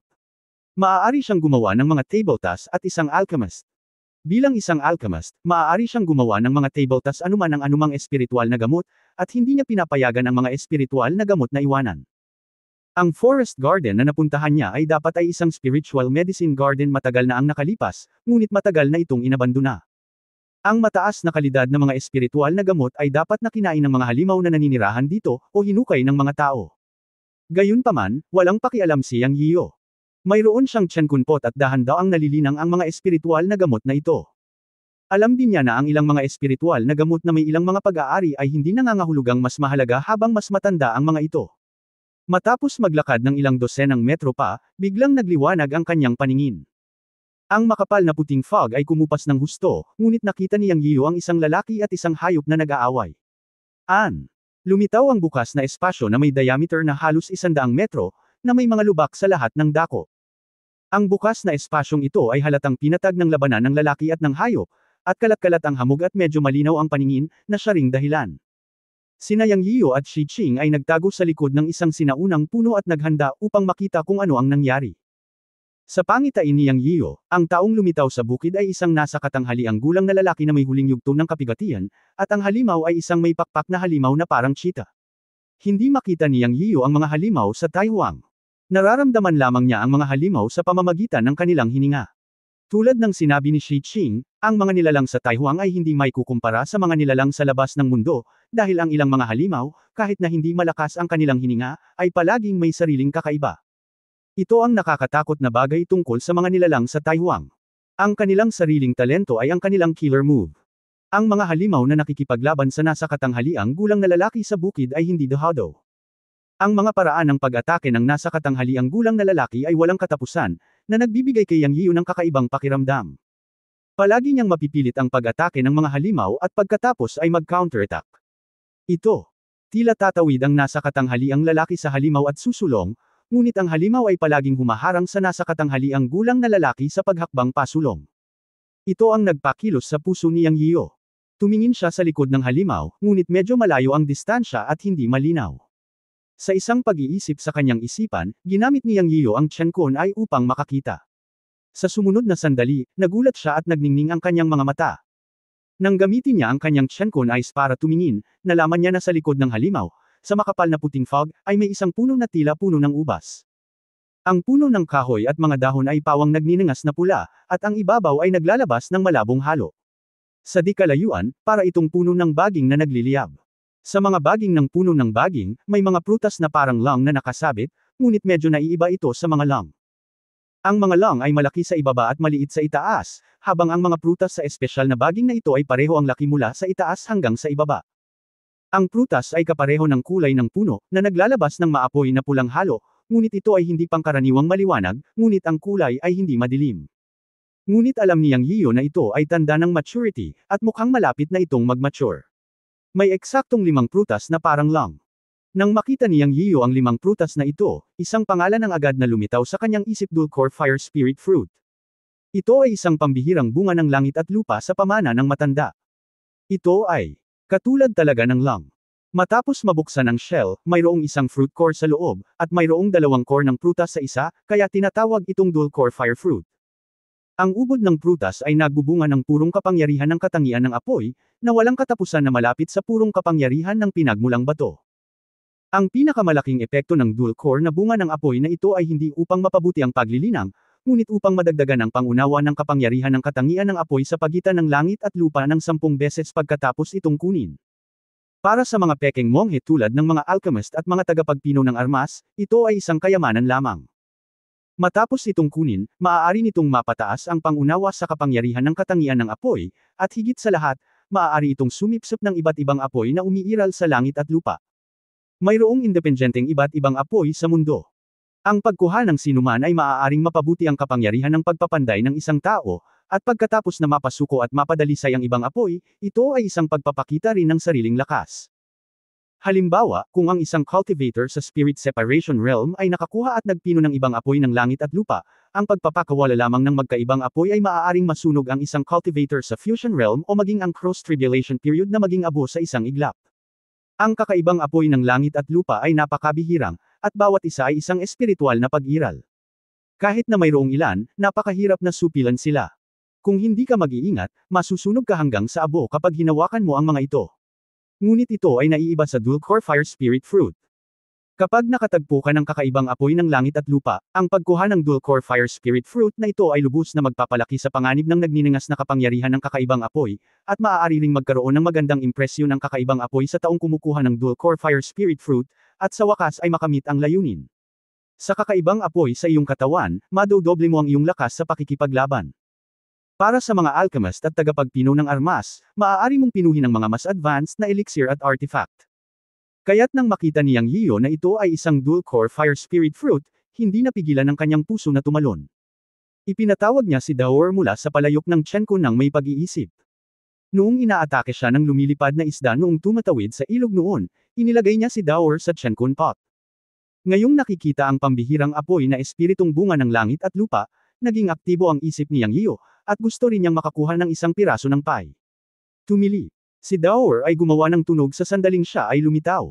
Hush! Nagmamadaling tinanong ni Yang Yiu si Daor na tumahimik. Naghahanda pa rin siyang humanap ng pagkakataon para magnakaw si Daor, o maging mangingisda. Tahimik na tumingkayad si Daor sa balikat ni Yang Yiu, sinipsip ang kanyang ilong at biglang tumingin sa makapal na fog sa likod ng halimaw. Nagliwanag ang malalaking bilog niyang mga mata at tumingin siya kay Yang Yiu, ibig sabihin ay may kayamanan, dapat ba niyang gawin ito? Kabanata 12:27, disipulo ng espiritual na sekta ng banal na talisman. Tiningnan siya ni Yang Yiyo na may ningning sa kanyang mga mata, at ngumiti siya at bamulong, huwag kang mag-alala, sasamantalahin natin ang sitwasyon. Ang magsasaka sa huling yugto ng kapigatian ay may walang katapusang mga trick at hindi madaling harapin. Mahigpit ding binabantayan ng halimaw ang bunga ng espiritong apoy. Hindi na tayo makakapunta ngayon. Maghintay ng pagkakataong umatake. Tumili. Tirit na sagot ni Dower na parang hindi na makapigil. Naglaway siya sa Dulcor Fire Spirit Fruit sa malalim na fog. Kung hindi pa sinabi ni Yang Yiyo, diretsyo na sana siya.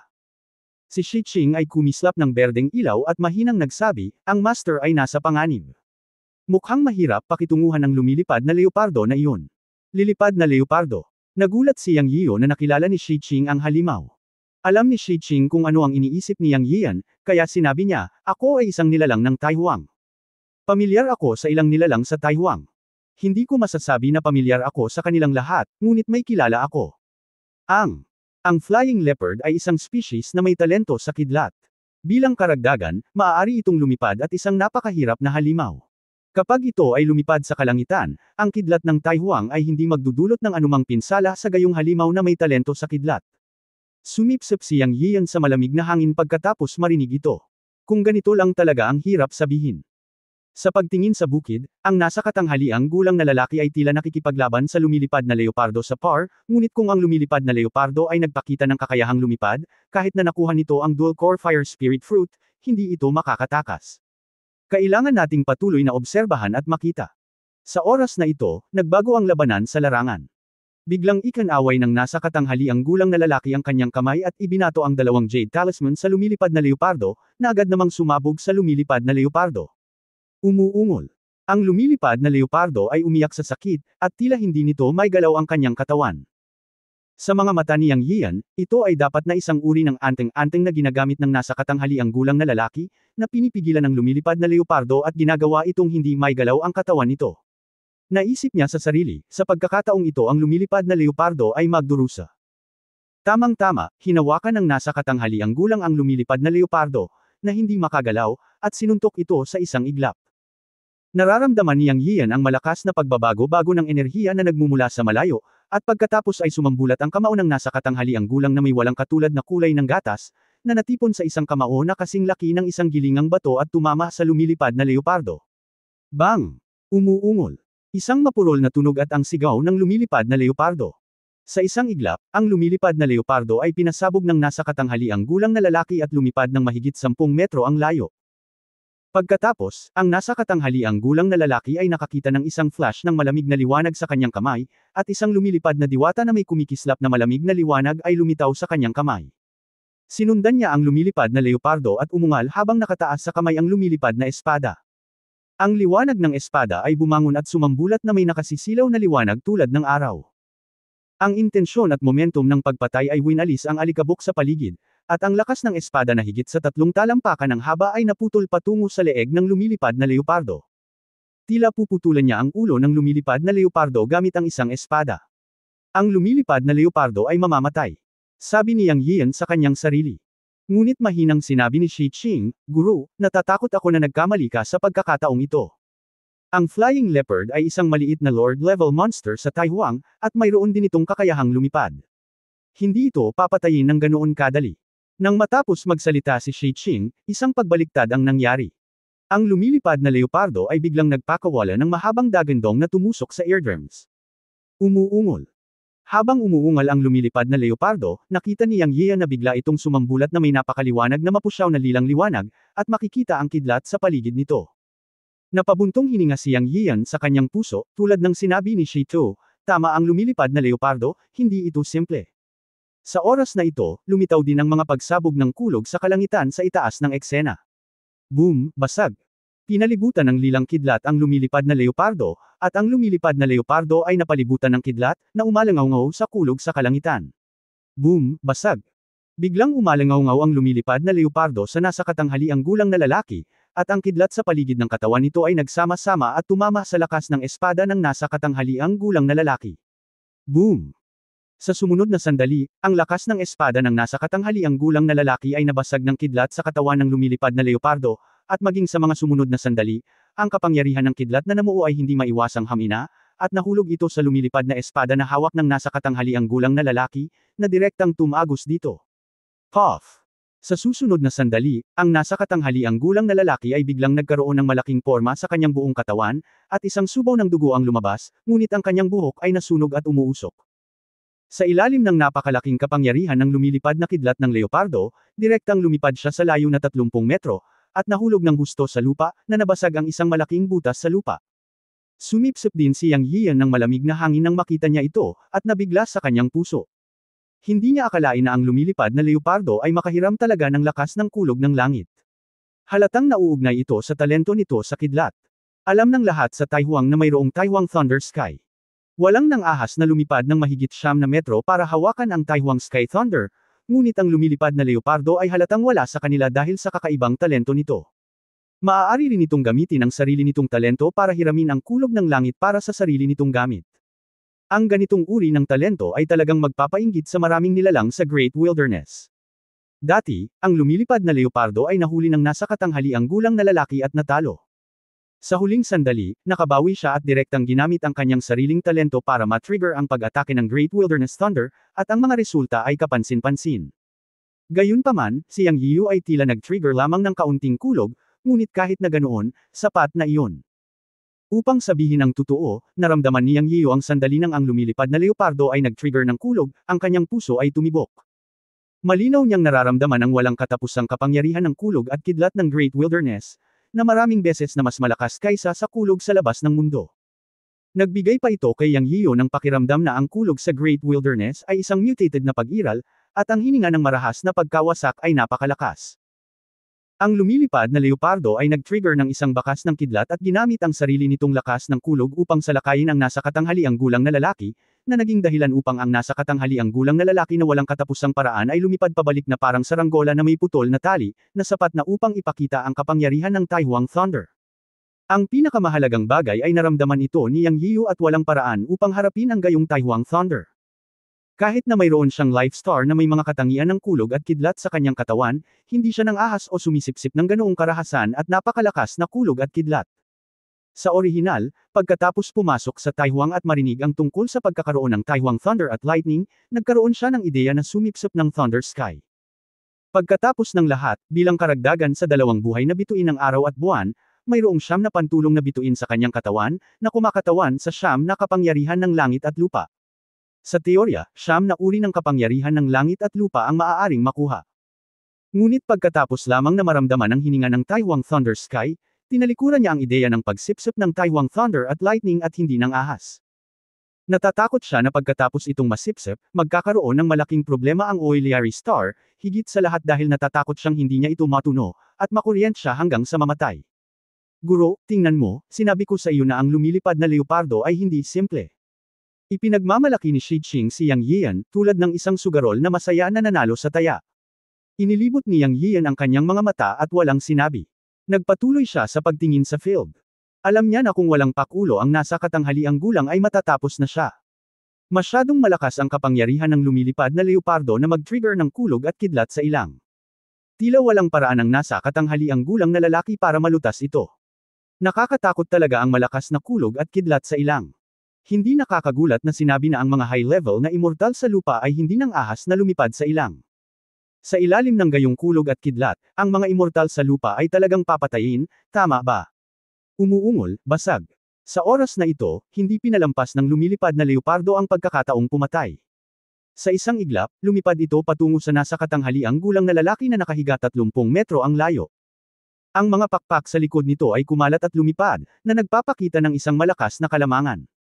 Pinalibutan ng kulog at kidlat ang kalsada at muling nagdulot ng kulog at kidlat sa ilang, sinusubukang patayin ang nasa katanghaliang gulang na lalaki.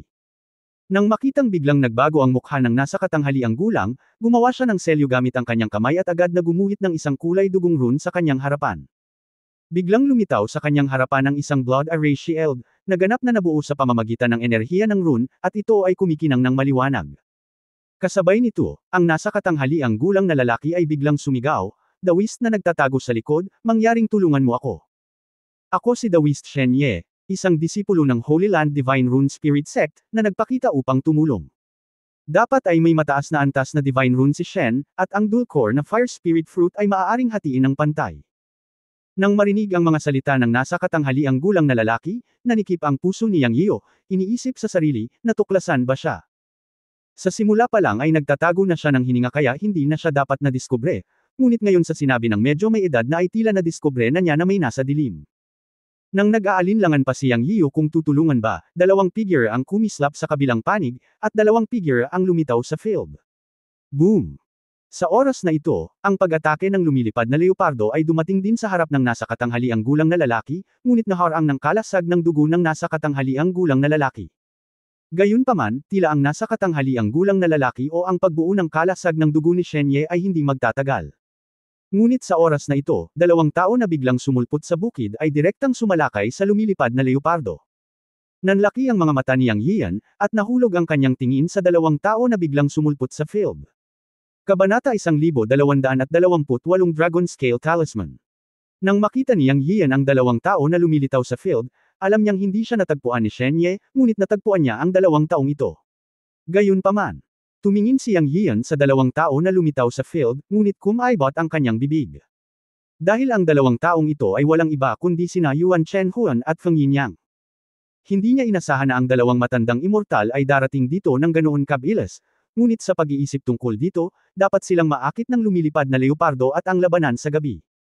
Marahil ay hindi niya nakita ang kanyang bakas. Matapos makapasok sa sinaunang lungsod, may puting fog na nakatikip dito, at mayroon ding ilang uri ng mga bunker. Kung hindi dahil sa away, baka hindi mahanap ng 2 matandang immortal ang lugar na ito. Ito ay itinuturing na isang pakikipaglaban sa 2 matandang immortal. Nakaramdam ng pait si Yang Yian sa kanyang puso. Mahirap maging mangingisda ngayon.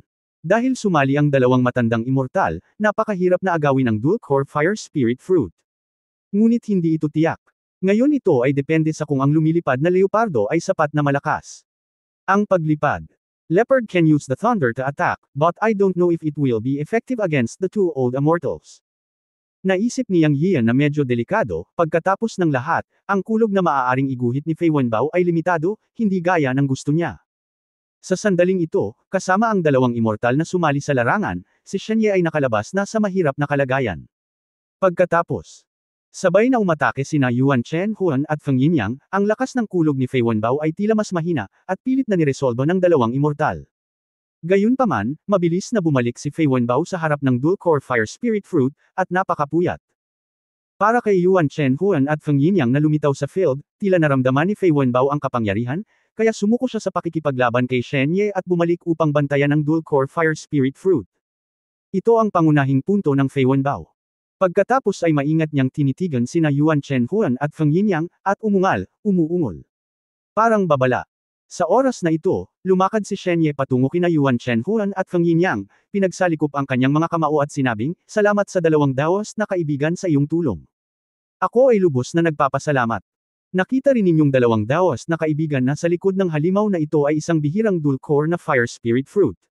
Handa akong ibahagi ito sa inyong 2 kaibigang dawas. Sa sandaling ito, nagkatinginan sina Yuan Shenhuan at Feng Yinyang, at pagkatapos ay tumingin si Feng Yinyang kay Shenye at sinabing, "Fellow Daoist Shen, hindi kami interesado sa dual core fire spirit fruit, ngunit interesado kami sa anteng-anteng sa iyo. Nangako kang ibibigay sa akin ang anteng-anteng noong humingi ka ng tulong noon. Sana tuparin mo ang pangako mo." Hindi alam ni Yang Yiu kung ano ang pinaplano ng 2 matandang immortal, ngunit hindi siya naniniwala na ang 2 matandang immortal ay hindi interesado sa dual core na fire spirit fruit. Sa sandaling ito, nagulat din si Shenye. Matapos marinig ang mga salita ni Feng Yinyang, nag-isip siya sandali at sinabing, "Daoyo." Ang mga salita ni Shen ay natural na totoo, ngunit ang kahulugan ni Shen ay kung tutulungan ng 2 Daoyo si Shen na makuha ang dual core fire spirit fruit, ibibigay sa akin ni Shen ang high-level spirit talisman ng aking divine talisman spirit sect bilang isang yakap. Shenye. Natural na hindi naniniwala sa mga salita ni Feng Yinyang, at ang pinakalayunin niya ay ang dual core fire spirit fruit. Kailangan niya ng external forces, kung hindi, kahit na makuha niya ang dual core fire spirit fruit ng mag-isa, magbabayad siya ng malaking halaga. Tsaka naramdaman na lang niya ang presensya ng isang tao sa dilim at sinadya niyang tawagin ang 2. Ayaw niyang hayaan ang iba na mamitas ng mga pitch noong nakikipag-away siya kay Fei Wenbao. Ngunit mula sa sinabi ng 2 taong ito, gusto nila ang banal na anteng-anteng sa kanya, ngunit hindi sila interesado sa dual core fire spirit fruit. Hindi ito pinaniwalaan ni Shen Ye, at hindi niya mahulaan kung ano ang iniisip ng 2 taong ito. Kaya nagpasya si Shen Ye na hindi niya ibibigay ang banal na anteng-anteng kung wala ang tulong ng 2 taong ito. Ipinanganak siya sa Divine Talisman Spirit Sect, isa sa 9 na banal na lugar, at hindi siya natatakot sa 2 lumang bagay na may mas mataas na kultibasyon kaysa sa kanya. Bilang isang tao mula sa Holy Land, paano ka magiging pushover? Ngunit pagkatapos magsalita ni Shen Ye, dumilim ang mukha ni Feng Yinyang at Yuan Chenhuan. Ginamit ni Yang Yian ang kanyang espiritual na sentido at Shen Kun ay sa likod ng isang malaking puno sa dikalayuan upang marinig at makakita ng malinaw, at agad siyang natuwa. Mas mabuti kung mag-aaway kayong lahat, bulong ni Yang sa kanyang puso. Sinabi ni Yuan Chenhuan, ano? Daoist Shen, manloloko ka ba? Nagdilim ang mukha ni Yuan Chenhuan habang nagsasalita. Sinabi rin ni Feng Yinyang na may masamang intensyon, Daoist Shen, ang taong pinakaayaw ko ay isang taong bumabalik sa kanyang salita. May pagbabanta sa kanyang sinabi. Ngunit walang pakialam si Shen Ye sa panganib ng 2 tao at sinabing, haha, bilang isang alagad ng banal na lupain, si Shen ay hindi kailanman natakot ng sinuman. Sa madaling salita, hindi mandaya si Shen, ngunit kailangan ng dual core na Fire Spirit Fruit. Tinulungan ng 2 Daoist na kaibigan si Shen na patayin ang lumilipad na leopardo at iniharap ang banal na anteng-anteng gamit ang 2 kamay, kung hindi man ay tumahimik para sa akin. Ano? Huwag isipin na ikaw ay hindi magagapi pagkatapos ng dakilang kasakdalan ng kapigatian. O talagang iniisip mo na si Shen, bilang isang disipulo ng Divine Talisman Spirit Sect, ay matatakot sa iyo. Para sa mga ordinaryong magsasaka, lahat ng tao sa 9 na banal na lupain ng mundo ng paglilinang ay may pakiramdam ng higit na kahusayan at minamaliit ang mga ordinaryong magsasaka. Sa katunayan, ito talaga ang kaso. Ang mga alagad na lumalabas sa 9 na banal na lupain ay hindi natatakot sa matataas na antas ng mga magsasaka, dahil ang banal na lupain ang signboard. Walang puwersa ang maaaring pukawin ng mga alagad ng 9 na banal na lupain. Kaya si Shen Ye ay walang takot din. Siya mismo ay mula sa isang marangal na angkan sa Divine Talisman Spirit Sect, isa sa mga banal na lupain. Hindi naman exaggeration na sabihing mayabang siya. Sa sandaling ito, nakikinig sa mga pagbabanta ni Yuan Chenhuan at Feng Yinyang, nagalit din siya. May mataas na antas ng mahiwagang kapangyarihan sa kamay, pabayaan ang isang magsasaka na nakalampas sa dakilang kasakdalan ng kapigatian, kahit na nakatagpo siya ng isang magsasaka sa panahon ng Mahayana, ano ang magagawa niya? Nais lang niyang tumulong ang 2 matandang lalaki na sugpuin ang lumilipad na leopardo ng magkasama, ngunit hindi niya inaasahan na hindi sila makikipagtulungan. Sa sandaling ito, si Yuan Chenhuan ay tumawa ng malakas at sinabing, hahaha, mukhang nakalimutan mo na itong si Tai Huang. Walang makakaalam kung papatayin kita dito ngayon. Ngumisi si Yuan Chenhuan at sinabing, orihinal, gusto ko lang ang magic anteng-anteng sa iyo, pero ngayon nagbago na ang isip ko. Hindi lang ang mahiwagang anteng-anteng mo ang gusto ko rin ang buhay mo. Ang Dual Core Fire Spirit Fruit mismo ay isang bagay na walang may-ari, kami mismo ang kukuha nito. Pagkatapos magsalita, sinabi ni Yuan Chenhuan kay Feng Yinyang, matandang halimaw Feng, gawin mo. You dare. Biglang naramdaman ni Shen Ye na may mali. Hindi niya inaasahan na talagang maglalakas loob ang 2 matandang immortal na atakihin siya. Sa pagkakataong ito, talagang nagkamali si Shen Ye sa pagkalkula. Hindi siya nakaharap sa isang ordinaryong cultivator na nakalampas sa dakilang kasakdalan ng kapigatian, ngunit isang matandang halimaw na pinigilan ng 2 pangatlong antas na immortal sa lupa. Sina Yuan Chenhuan at Feng Yinyang ay malaya at mayabang bilang 3 antas na mga immortal sa lupa. Paano sila pinagbantaan ni Shen Ye? Kahit na siya ay isang alagad ng banal lupa, ano? Hanggat hindi siya isang banal na lupain na walang kamatayan, siya ay papatayin. Ano ang problema? Bukod dito, ito ay ang Tai Huang Star Sea. Kahit na pinatay si Shen Ye, walang balitang ikakalat. Ang pagmamataas at pagbabante ni Shen Ye ay lubos na ikinagalit ni Yuan Chenhuan at Feng Yinyang, at nagpasya silang patayin si Shen Ye. Sa orihinal, ang 2 matandang immortal ay nagpasya na kunin ang banal na anteng-anteng mula kay Shen Ye ng mapayapa. Gamit ang banal na anteng-anteng, mahahanap nila si Yang Yiyo. Ang Divine Talisman Spirit Sect ay isa sa mga banal na lugar. Ang mga anteng-anteng na pino ay tinatawag na mga banal na anteng-anteng. Napaka-unique nila. Inaasahan ng lahat na magkaroon ng banal na anteng-anteng ng Divine Talisman Spirit Sect. Sa hindi inaasahan, si Shen Ye ay talagang inilagay sa panganib sa kanila. Dahil dito, gusto siyang patayin ni Yuan Chenhuan at Feng Yinyang. Hindi big deal na patayin siya. Maaari lang nilang kunin ang Magic Talisman at Dual Core Spiritual Fruit kay Shen Ye. Boom! Nang matapos magsalita si Yuan Chenhuan, hinampas na ni Feng Yinyang ng palad si Shen Ye, at sinabing may mabangis na mukha, tingnan mo kung maglalakas loob ka o hindi. Sa sandaling ito, nanliit ang mga mata ni Shen Ye, at naramdaman niya na ang kapangyarihan ni Feng Yinyang ay tiyak na hindi tulad ng isang ordinaryong cultivator sa Great Perfection of the Tribulation Period, at nakaramdam siya ng palpitations. Sa oras na ito, alam ni Shen Ye na kung hindi niya lalaruin ang kanyang trump card, tiyak na mamamatay siya. Habang umaatres ng hakbang-hakbang, nagngangalit si Shen Ye at may lumabas na dugo sa kanyang palad. Lumitaw ang isang kulay dugo na kaliskis na baluti, kasing laki ng palad, na naglalabas ng napakalakas at walang kapantay na aura. Si Yang Yiyo ay nagtago sa malayo at nagmasid. Naramdaman niya ang isang malakas na paghinga na nagmumula sa scale armor sa kamay ni Shen Ye. Hindi niya alam kung ano yun, ngunit alam ni Yang Yiyo na ito ay talagang nakakatakot na kayamanan. Biglang nagbago ang mukha ni Yuan Chenhuan at sumigaw siya, matandang halimaw Feng, umatras ka kaagad. Ito ang Dragon Scale Talisman. Hindi na kailangang paalalahanan si Feng Yinyang. Nang makita niya ang kulay dugong kaliskis ng dragon sa kamay ni Shen Ye, biglang nagbago ang kanyang mukha at binawi niya ang kanyang kamay at marahas na umatras. Nakilala ni Yuan Chenhuan ang mga kaliskis sa kamay ni Shen Ye, at natural din niyang nakilala ang mga ito. Ang ganitong uri ng sukat ay ang kayamanan ng Shenfu Lingzang, isa sa mga banal na lugar.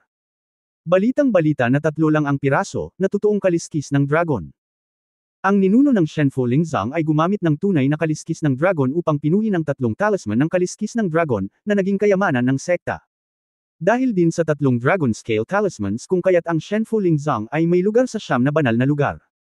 Ang mga talisman ng Dragon Scale ng Shenfu Lingzang ay sinasabing kayang pumatay ng mga immortal. Hindi ko inaasahan na si Shen Ye talaga ay may ganoong mahiwagang bagay. Siya ay dapat na direktang inapo ng matataas na opisyal ng Shenfu Lingzang. Kabanata 1229 na parehong nasugatan ang matandang immortal. Nang makita ni Yang Yiyan sina Feng Yinyang at Yuan Chenhuan na umaatres na ang mga mukha ay nagbabago ng husto, alam niya na ang kulay dugong scale armor sa kamay ni Shen Ye ay dapat na isang makapangyarihang sandata. Malinaw niyang narinig si Yuan Chenhuan na sumisigaw ng Dragon Scale Talisman. Ito ay dapat na isang uri ng anteng-anteng. Sinabi noon ni Shen Ye na siya ay mula sa Divine Talisman Spiritual Sect, isa sa 9 na banal na lugar, at ang scale armor sa kanyang kamay ay dapat ding anteng-anteng. Gayunpaman, maaaring ito ay isang uri ng napakalakas na anteng-anteng, na maaaring matakot sa anteng-anteng sina Yuan Chenhuan at Feng Yinyang, 2 matandang immortal. Ito ay tiyak na isang malakas na sandata. Oo naman, kumilos si Shen Ye sa isang kisap mata, at si Feng Yinyang ay walang oras para tumakas. Sa mga mata ni Yang Yiyan, ang mga kaliskis ng pulang dragon na may dugo sa kamay ni Shen Ye ay biglang sumambulat na may nakakasilaw na liwanag ng dugo, at agad na nasalikop at tinapon ang umaatres na Feng Yinyang dito. Sumigaw si Feng Yinyang. Ang saklaw ng pagsabog ng ilaw ng dugo ay kasing dami ng 20 hanggang 30 metro. Hindi makita ni Yang Yiyan ang nangyari sa loob, ngunit nagulat siya at nagulat. Dahil narinig niya ang mga sigaw ni Feng Yinyang, na ang ibig sabihin ay tiyak na natalo ang matandang immortal na si Feng Yinyang. Ang tanging awa ay ang Yuan Chenhuan ay nasa malayo at umatras upang maiwasan ang liwanag ng dugo sa unang pagkakataon. Sa sandaling ito, nabigla si Yang Yiyo. Ito ay talagang isang mamamatay. Nang ang liwanag ng dugo ay sumabog lamang mula sa Dragon Scale Talisman sa kamay ni Shen Ye, naramdaman niya ang napakalakas na aura mula sa malayo, na parang ang pinakamataas na artifact ay sumabog sa kamay ni Shen Ye, na may walang katulad na makapangyarihang kapangyarihan. Dahil dito, nalaman ni Yang Yiyo na sa mundong ito, hindi lamang ang mga may malakas na cultivation ay kahanga-hanga, kundi pati na rin ang mga may ganap na pamatay na armas sa kanilang mga kamay ay maaaring pumatay ng mga high-level cultivator. Pinatunayan ng mga hiyawan ni Feng Yinyang ang puntong ito. Siyang ay nagtatago sa dilim at nanunood. Siya ay isang bystander. Sa kanyang mga mata, si Shen Ye ay nasa huling yugto ng kapigatian, at sina Feng Yinyang at Yuan Chenhuan ay ang dakilang kasakdalan ng kapigatian pagkatapos na sugpuin ang pangatlong pagliko ng daigdig na immortal. Logically, hindi kayang sakta ng 10 Shen Ye si Feng Yinyang, isang matandang immortal. Ngunit sa isang kisap mata, narinig ang mga sigaw ni Feng Yinyang. Ito ay nagpapatunay na ang pagkakaroon ng isang ganap na makapangyarihang kayamanan sa kamay ay maaaring ganap na pumatay ng isang mataas na antas na magsasaka. Kahit na hindi alam ni Yang Yiyan kung anong antas ng anteng-anteng ang tinatawag na Dragon Scale Talisman sa kamay ni Shen Ye, alam niya na si Shen Ye ay isang disipulo ng Holy Land, at mayroon din siyang bagong pangunawa sa Holy Land. Ang disipulo ng Holy Land na maaaring kumuha ng Dragon Scale Talisman para saktan si Feng Yinyang ay tiyak na hindi isang simpleng tao, hindi pa banggitin ng Holy Land sa likod niya. Ngayon ay nakatingin sa dugong liwanag na bumubulusok mula sa Dragon Scale Talisman sa kamay ni Shen Ye. Ang mga mata ni Yang Yian ay mainit at pula. Iniisip na kung mayroon siyang kayamanan tulad ng Dragon Scale Talisman, hindi na niya kailangang magtago kay Yuan Shenhuan at Feng Yinyang sa lahat ng oras. Sa patuloy na pagtingin, ang ilaw ng dugo sa field ay mabilis na pumutok at mabilis na nawala. Sa susunod na sandali ay nakita ni Yang Yian ang mga figure ni Shen Ye at Feng Yinyang na lumitaw. Ngunit nakita niyang medyo namumutla si Shen Ye, at mas napahiya si Feng Yinyang. Ang kanyang damit ay punit-punit, ang kanyang buhok ay magulo, ang kanyang katawan ay puno ng dugo, at ang kanyang mukha ay takot na takot, at siya ay 20 hanggang 30 metro ang layo. Matapos mawala ang liwanag ng dugo, kumilos muli si Shen Ye at kinuha ang Dragon Scale Talisman sa kanyang kamay. Sa oras na iyon, nagkusa si Yuan Shenhuan na salakayin si Shen Ye sa pamamagitan ng hangin, ngunit ang palad na ito ay naglalabas ng makukulay na kulay, halatang nakakalason na gas, at kumalat ito sa katawan ni Shen Ye sa isang iglap. Sa sandaling ito, halatang binayaran ni Shen Ye ang malaking halaga para sa paggamit ng Dragon Scale Talisman. Nanginginig ang buong katawan niya at namumutla ang mukha niya. Nang i-activate na sana niya ito sa pangalawang pagkakataon, ang laso na gas ni Yuan Shenhuan ay dumating sa kanyang harapan, na naging sanhi ng pagkabigla ni Shen Ye sa lupa. Sa oras na ito, uminom si Feng Yinyang ng isang tableta at nilunok ito. Umupo siya sa lugar at sinimulang gamutin ang kanyang mga sugat. Malinaw na kahit na hindi siya pinatay ng nakaraang pag-atake ni Shen Ye, nagdusa ito ng malaking pagkawala at nawala ang kanyang pagiging epektibo sa pakikipaglaban sa maikling panahon. Pinatay siya ng matandang makamandag na nilalang. Ito ay isang pangungusap na ikinagit ni Feng Yinyang ang kanyang mga ngipin at sinabi, at pagkatapos ay ipinikit ang kanyang mga mata at sinimulang gamutin ang kanyang mga sugat. Sa sandaling ito, si Yuan Shenhuan ay hindi nasugatan. Matapos manguna sa pagkalason kay Shen Ye, naglakad siya patungo kay Shen Ye na sunod-sunod na bumagsak sa lupa. Para kay Shen Ye, hindi niya inaasahan na si Yuan Shenhuan ay magiging isang dalubhasa sa lason. Matapos niyang i-activate ang Dragon Scale Talisman sa unang pagkakataon, isang third ng dugo ng kanyang buhay ang naubos. Gayunpaman, alam niyang mas malala ang sitwasyon ni Feng Yinyang matapos masugatan ng kanyang Dragon Scale Talisman. Hanggat 2 beses siyang pumunta rito, siguradong papatayin niya sina Feng Yinyang at Yuan Shenhuan. Nang hampasin siya ni Yuan Shenhuan gamit ang palad, naisip ni Shen Ye na isa itong ordinaryong pag-atake. Nang handa na siyang kunin, nalaman niyang ito ay lason. Pagkatapos ay napagtanto niya na si Yuan Shenhuan ay isang nagtatanim ng lason, ngunit huli na ang lahat. Nahihilo siyang bumagsak sa lupa at nawalan ng lakas. Sa oras na ito, habang pinapanood si Yuan Shenhuan na paparating, si Shen Ye ay nataranta rin. Lumitaw ang takot sa kanyang mga mata. Mahigpit niyang hinawakan sa kamay ang Dragon Scale Talisman at pinanood si Yuan Shenhuan na paparating. Ikaw, apo ako ng dakilang elder ng Divine Talisman Spirit Sect. Kung maglakas loob kang patayin ako, mamamatay ka. Si Shen Ye ay nasa estado ng pagkalito sa sandaling ito. Matapos malason, inactivate niya ang kanyang internal skills para matuno ang poison gas. Sabay banta niya. Sa katunayan, ito ay hindi pambata, ngunit upang antalahin ang oras. Mas nagulat si Shen Ye sa malakas na sigla ni Feng Yinyang, dahil ang Dragon Scale Talisman sa kanyang kamay ay ang kayamanan ng kanyang Shenfu Lingzong. Kung hindi siya apo ng dakilang elder ng Shenfu Lingzong, hindi sana siya ipahiram ng kanyang lolo ng Dragon Scale Talisman para iligtas ang kanyang buhay nang pumasok siya sa Taiwan Star Sea sa pagkakataong ito. Walang nakakaalam ng kapangyarihan ng talisman ng Dragon Scale na mas mahusay kaysa sa kanya. Ito ang pinakamataas na kayamanan na pino ng tagapagtatag ng Shenfu Lingzong gamit ang kaliskis ng dragon ng mga tunay na dragon. Ang kapangyarihang ginamit niya sa kanyang kamay ay sesabog sa slag, hindi pa banggitin ang isang malaking kasakdalan ng kapigatian. Ngunit ang kabilang partido ay tila malubhang nasugatan ngunit hindi namatay matapos tanggayan ng kapangyarihan ng kaliskis ng dragon. Paanong hindi nito mabigla si Shen Ye? May lason din ang isa pang matanda na lalo pang nahirapan pagpasok sa katawan niya. Nalaman niya na ang lason sa kanyang katawan ay napakahirap, nalampas sa kanyang imahinasyon. Hindi maintindihan ni Shen Ye kung bakit maaaring maglabas ng lason ang isang mahusay na perpekto ng Tribulation Cultivator na hindi niya mapino. Dapat mong malaman na mayroon siyang spell na Nagel iligtas buhay na tinatakan ng Great Elder sa kanyang katawan, at walang karaniwang lason na hindi niya mapino. Pagkatapos ay naglakad si Yuan Shenhuan ng hakbang-hakbang, tumayo sa harap ni Shen Ye, at dahan-daang nagsalita upang lutisin ang mga pagdududa sa puso ni Shen Ye. Boy, hindi mo ba mapino ang lason sa iyong katawan? Ngumisi si Yuan Shenhuan. Pagkatapos ng isang paghinto, nagpatuloy siya, tayong dalawa ay mga third-level Earth Immortals. Kung gusto mong pinuhin ang aking lason, maliban kung ikaw ay isang pag-iral sa Ascension Realm, kung hindi, maghintay para sa kamatayan. Nanginginig si Shen Ye at sinabi sa nawawalang boses, kayo ba ay mga matandang halimaw na nagmula sa low barrier? Ano sa tingin mo? Ngumisi si Yuan Chenhuan. Biglang naintindihan ni Shen Ye. Ang kabilang partido ay isang third-turn Earth Immortal. Hindi nakakagulat na hindi siya mapatay ng Dragon Scale Talisman. Hindi nakakagulat na hindi niya mapino ang lason na gas na pumasok sa kanyang katawan. Ito pala ay isa siyang third-turn Earth Immortal. Malamig na sinabi ni Yuan Chenhuan, sinasabi na mayroon lamang 3 Dragon Scale Talisman ng Divine Talisman Spirit Sect, na maaaring gamitin ng walang hanggan. Ang kapangyarihan ng tunay na dragon ay nakapaloob sa kanila. Sa tulong ng kanilang sariling dugo at dugo, maaari nilang gamitin ang kapangyarihang pumatay ng mga immortal. Narinig ko na ang unang Dragon Scale Talisman ay nawawala sa loob ng libu-libong taon. 2 Dragon Scale Talisman na lang ang natitira sa kasalukuyang Divine Talisman Spirit Sect. Ang isa ay nasa kamay ng mga banal ng lahat ng henerasyon, at ang isa ay minana ng punong elder. Sinabi mo na ikaw ay apo ng dakilang elder ng Divine Talisman Spirit Sect. Mukhang tama ka na nasa kamay mo ang talisman ng Dragon Scale. Ang pagpatay sa iyo ay maaaring medyo mahirap. Ngunit ang hindi pagpatay sa iyo ay magiging mas mahirap. Ngayon ay ihahatid kita sa iyong paglalakbay.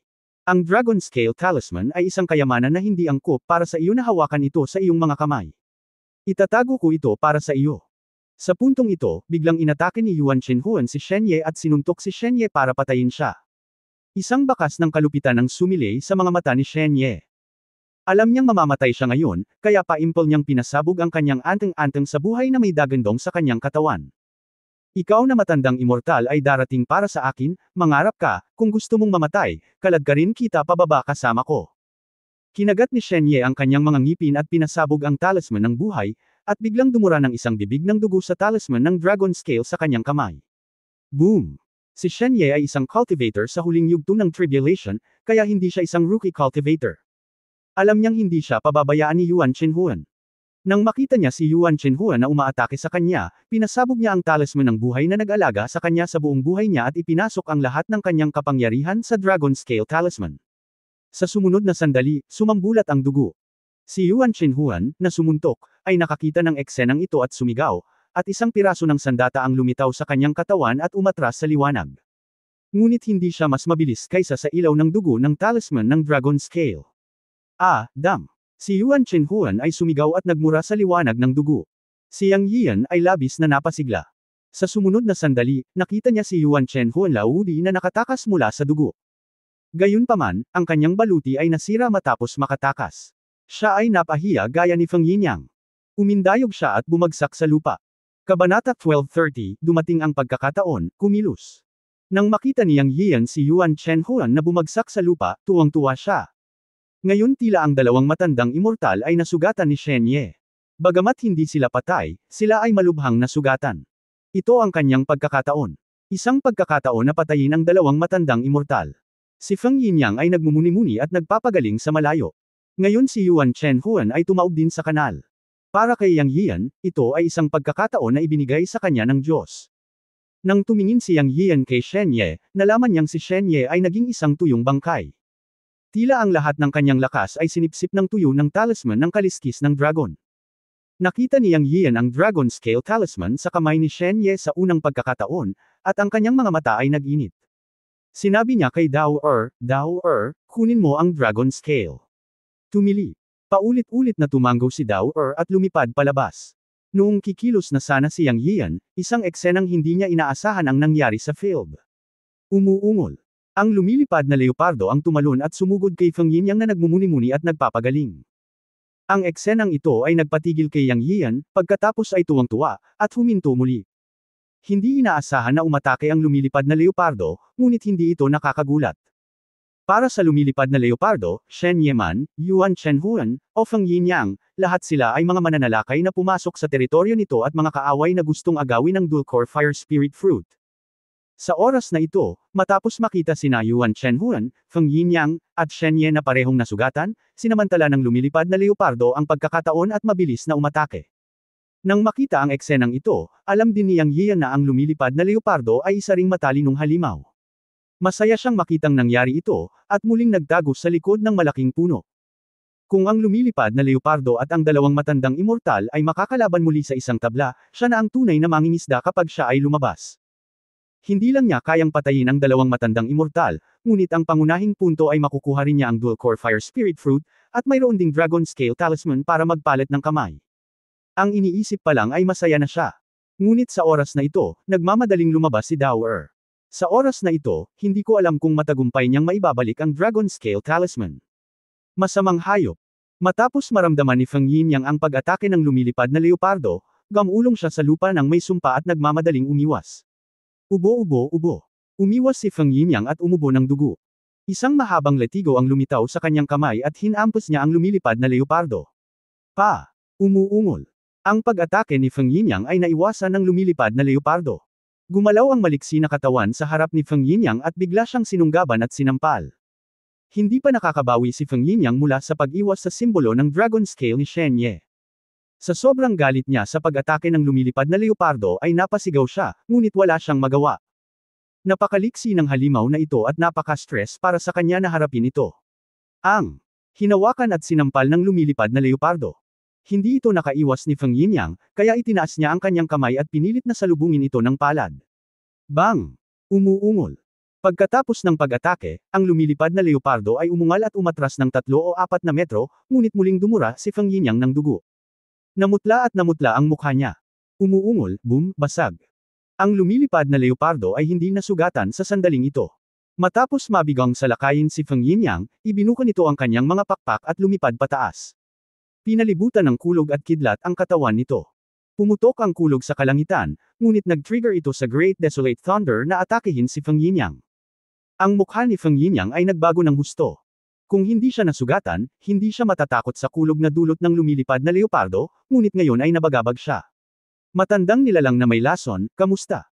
Kung hindi ka papatay, halika at tulungan mo akong harapin ang halimaw na ito, hinimok ni Feng Yinyang ang lahat ng kanyang lakas at humingi ng tulong kay Yuan Chenhuan nang hindi lumingon. At paano naman si Yuan Chenhuan? Mas nahihiya pa siya kaysa kay Feng Yinyang sa sandaling ito. Malubhang nasugatan siya sa huling suntok ni Shen Ye. Ang baluti sa kanyang katawan ay basag at walang silbi. Kung hindi dahil sa armor, baka diretso siyang himatayin. Gayunpaman, natural na alam ni Yuan Chenhuan ang sitwasyon sa field. Natural na ayaw niyang mamatay si Feng Yinyang, dahil umaasa pa rin siya kay Feng Yinyang para tulungan siyang pinuhin si Lu Yanji. Kaya naisip ni Yuan Chenhuan na tulungan si Feng Yinyang sa unang pagkakataon, ngunit ang una niyang naisip ay ang Dragon Scale Talisman sa kamay ni Shen Ye. Naisipan niyang kunin ang Dragon Scale Talisman at pagkatapos ay tulungan si Feng Yinyang na harapin ang lumilipad na leopardo. Gayunpaman, nang marinig niya ang tawag ni Feng Yinyang para sa tulong, tumingin si Yuan Chenhuan kay Shen Ye, ngunit sa susunod na sandali ay galit na galit si Yuan Chenhuan, maglakas loob ka. Nakita ni Yuan Chenhuan ang isang gintong mink na biglang lumitaw, whoosh at lumapag sa tabi ng katawan ni Shen Ye, kinuha ang Dragon Scale Talisman sa kamay ni Shen Ye at tumakbo palayo. Dahil dito, samuka ng dugo si Yuan Chenhuan sa galit. Itinaya niya ang kanyang buhay upang masugitan ni Shen Ye, ngunit sa katunayan, hindi ito para sa dragon. Scale anteng-anteng sa kamay ni Shen Ye. Gayunpaman, sino ang mag-aakala na ang isang gintong mink ay biglang lilito upang mamitas ng mga may lekoten? Ang sumpa ni Yuan Chenhuan ay walang epekto sa mink. Matapos makuha ang Dragon Scale Talisman, nawala ang mink sa fog, hindi nabigyan ng pagkakataon si Yuan Chenhuan na subaybayan siya. Ang espiritual na kamalayan ay walang silbi dito, at ang mink ay mabilis, kaya si Yuan Chenhuan ay nakatitig lamang sa kawalan. Boom, basag. Sa oras na ito, si Feng Yinyang ay sumigaw sa sakit. Tumingin si Yuan Chenhuan at nakita si Feng Yinyang na tinamaan ng kidlat dulot ng lumilipad na leopardo. Sa sandaling ito, maaari lamang sumugod si Yuan Chenhuan upang tulungan si Feng Yinyang na harapin ang lumilipad na leopardo. Sa kabilang panig, kinuha ni Dower ang kaliskis ng dragon at iniabot ito kay Yang Yian na parang kinukuha. Tumili. 2 beses na sumigaw si Dower. Hinaan mo ang boses mo. Si Yang Yian ay sinenyasan si Dower na huwag gumawa ng ingay, at kinuha ang Dragon Scale Talisman na nakuha ni Dower. Pinuri ni Yang si Dower na may laway. Nakita niya sa sarili niyang mga mata na pinaandar ni Shen Ye ang Dragon Scale Talisman at pinatay sina Feng Yinyang at Yuan Chenhuan, dalawang matandang immortal. Ngayon ang malaking mamamatay na ito ay nasa kanyang mga kamay. Nagniningning ang mga mata ni Yang, nakatingin sa kaliskis ng dragon.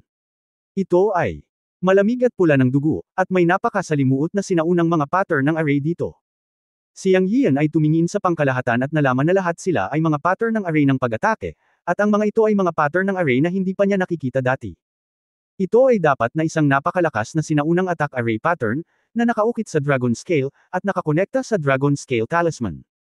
Sa sandaling ito, mararamdaman ni Yang Yian ang makapangyarihang kapangyarihan na nasa kaliskis ng dragon sa pamamagitan lamang ng paghawak nito sa kanyang kamay. Matapos palayain ang kanyang espiritual na kamalayan, agad niyang naunawaan ang layunin ng Dragon Scale Talisman.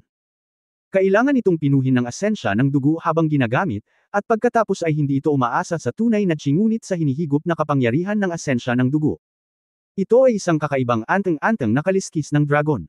Hindi nakakagulat na namutla si Shen Ye matapos masugitan si Feng Yinyang sa unang pagkakataon. Matapos masugitan si Yuan Chen Huan sa pangalawang pagkakataon, ang bangkay ay naging isang tuyong bangkay. Nadama ni Yang Yian na ang bagay na ito ay hindi dapat basta-basta gamitin. Ito ay ang unang pagkakataon na nakakita siya ng isang anteng-anteng na kayamanan na sumisipsip ng asensya at dugo. Sa tansya niya, kapag ginamit pa niya ito ng ilang beses ay matutuyo na ang kanyang essence at dugo. Magagamit lamang niya ito upang iligtas ang kanyang buhay sa isang kritikal na sandali. Pagkatapos gamitin ang Dragon Scale Talisman, hindi maiiwasang maging mahina siya. Ngunit sa pangkalahatan, ito ay isang pamatay na sandata na maaaring makapinsala sa dakilang kasakdalan ng panahon ng pagtawid ng tribulation. Makakahanap siya ng pagkakataon mamaya para bigyan ng isa pang suntok si Yuan Chen Huan o Feng Yinyang. Sa oras na iyon, umaasa siyang papatayin ang isa sa kanila at mas magiging maluwag ang kanyang pakiramdam. Ngayon, pinapanood sina Yuan Chen Huan at Feng Yinyang na nakikipaglaban sa lumilipad na leopardo sa field, patuloy na tumitig si Yang Yian, ngunit ang kanyang katawan ay naninigas. Alam niyang napakaganda ng pagkakataon, ngunit kailangan niya itong abutin. Ang dalawang matandang immortal ang nasugatan at nagkaroon ng medyo maraming kapintasan. Hindi sapat. Pagkatapos ng lahat, ang dalawang matandang immortal ay hindi talaga perpekto sa great perfection of crossing the tribulation, ngunit ang ikatlong antas ng makalupang immortal. Ngayon ay sinusupil na lamang sila ng batas, kaya kailangan pa nilang maging mas maingat. Nakapikit ang kanyang mga mata at tumitingin sa fog sa likod ng lumilipad na leopardo, o ang patay na double core na fire spirit fruit. Nalaman ni Yang Yian na ang kulay ng double core na fire spirit fruit ay padilim ng padilim, na tanda ng maturity. Siya. Sinabi ni Daor, ang iyong gawain ay ang double core fire spirit fruit. Haharapin namin ni Shito ang isang hayop at dalawang tao sa bukid. Kaya ba natin? Squeak. Nagliwanag ang mga mata ni Daor. Interesado siyang kunin ang langit at lupang bunga ng espiritu. Matapos salakayin ng dalawang matandang immortal na sina Yuan Chen Huan at Feng Yinyang, ang lumilipad na leopardo sa field ay nahulog sa ibaba. Ang kulog na kalangitan na naakit ay limitado pagkatapos ng lahat, at ang pinsala sa dalawang matandang immortal ay hindi masyadong malaki. Bilang karagdagan, sinalakay ni Yuan Chen Huan ang hanging Yinyang gamit ang makamandag na hangin, at sa pagtutulungan ng bawat isa, ang lumilipad na leopardo ay dumanas ng malaking pagkawala. Matapos malason, kinuha ni Feng Yinyang ang kapintasan at bigla itong pinalo at lumipad pabalik. Ang direksyon kung saan ito lumipad ay eksaktong direksyon ng puno kung saan naroon si Yang Yiu, at si Yuan Chen Huan ay sumunod na malapit sa kanyang likuran. Tila papatayin ng dalawang matandang immortal ang lumilipad na leopardo sa isang iglap. Sa sandaling ito, si Yang Yiu, na nagtatago sa likod ng puno, ay tensyonado. Alam niyang oras na para gumawa ng hakbang. Sa sandaling ito, isang nagniningas na pulang ilaw ang biglang sumiklab mula sa fog, direktang nagpapaliwanag sa lugar na 100 metro, na napakasilaw. Kailan? Nakita ito ni Yuan Chen Huan, lumiwanag ang kanyang mga mata at sinabi niya kay Feng Yinyang, hinog na ang fire spirit fruit ng matandang halimaw na si Feng. Ibibigay ko sa iyo. Pipiliin ko ang bunga ng espiritu. Sa oras na ito, ang lumilipad na leopardo ay malubhang nasugatan at hindi na nananakot. Si Feng Yinyang ang pinakamahusay na tao upang harapin ito. Tumanggaw siya para ipakita na naiintindihan niya. Ngunit si Yang Yiu ay kinabahan at sumigaw kay Daor, kumilos ka. Habang nagsasalita, hinawakan niya ang walang kamatayang bato na si Shiqing at ibinato kay Yuan Chen Huan na naglalakad patungo sa apoy na espiritong prutas. Sa kanyang kabilang kamay, pinaandar niya ang Dragon Scale Talisman sa kanyang kamay patungo sa lumilipad na leopardo at Feng Yinyang. End of this chapter. Abangan ang susunod na kabanata.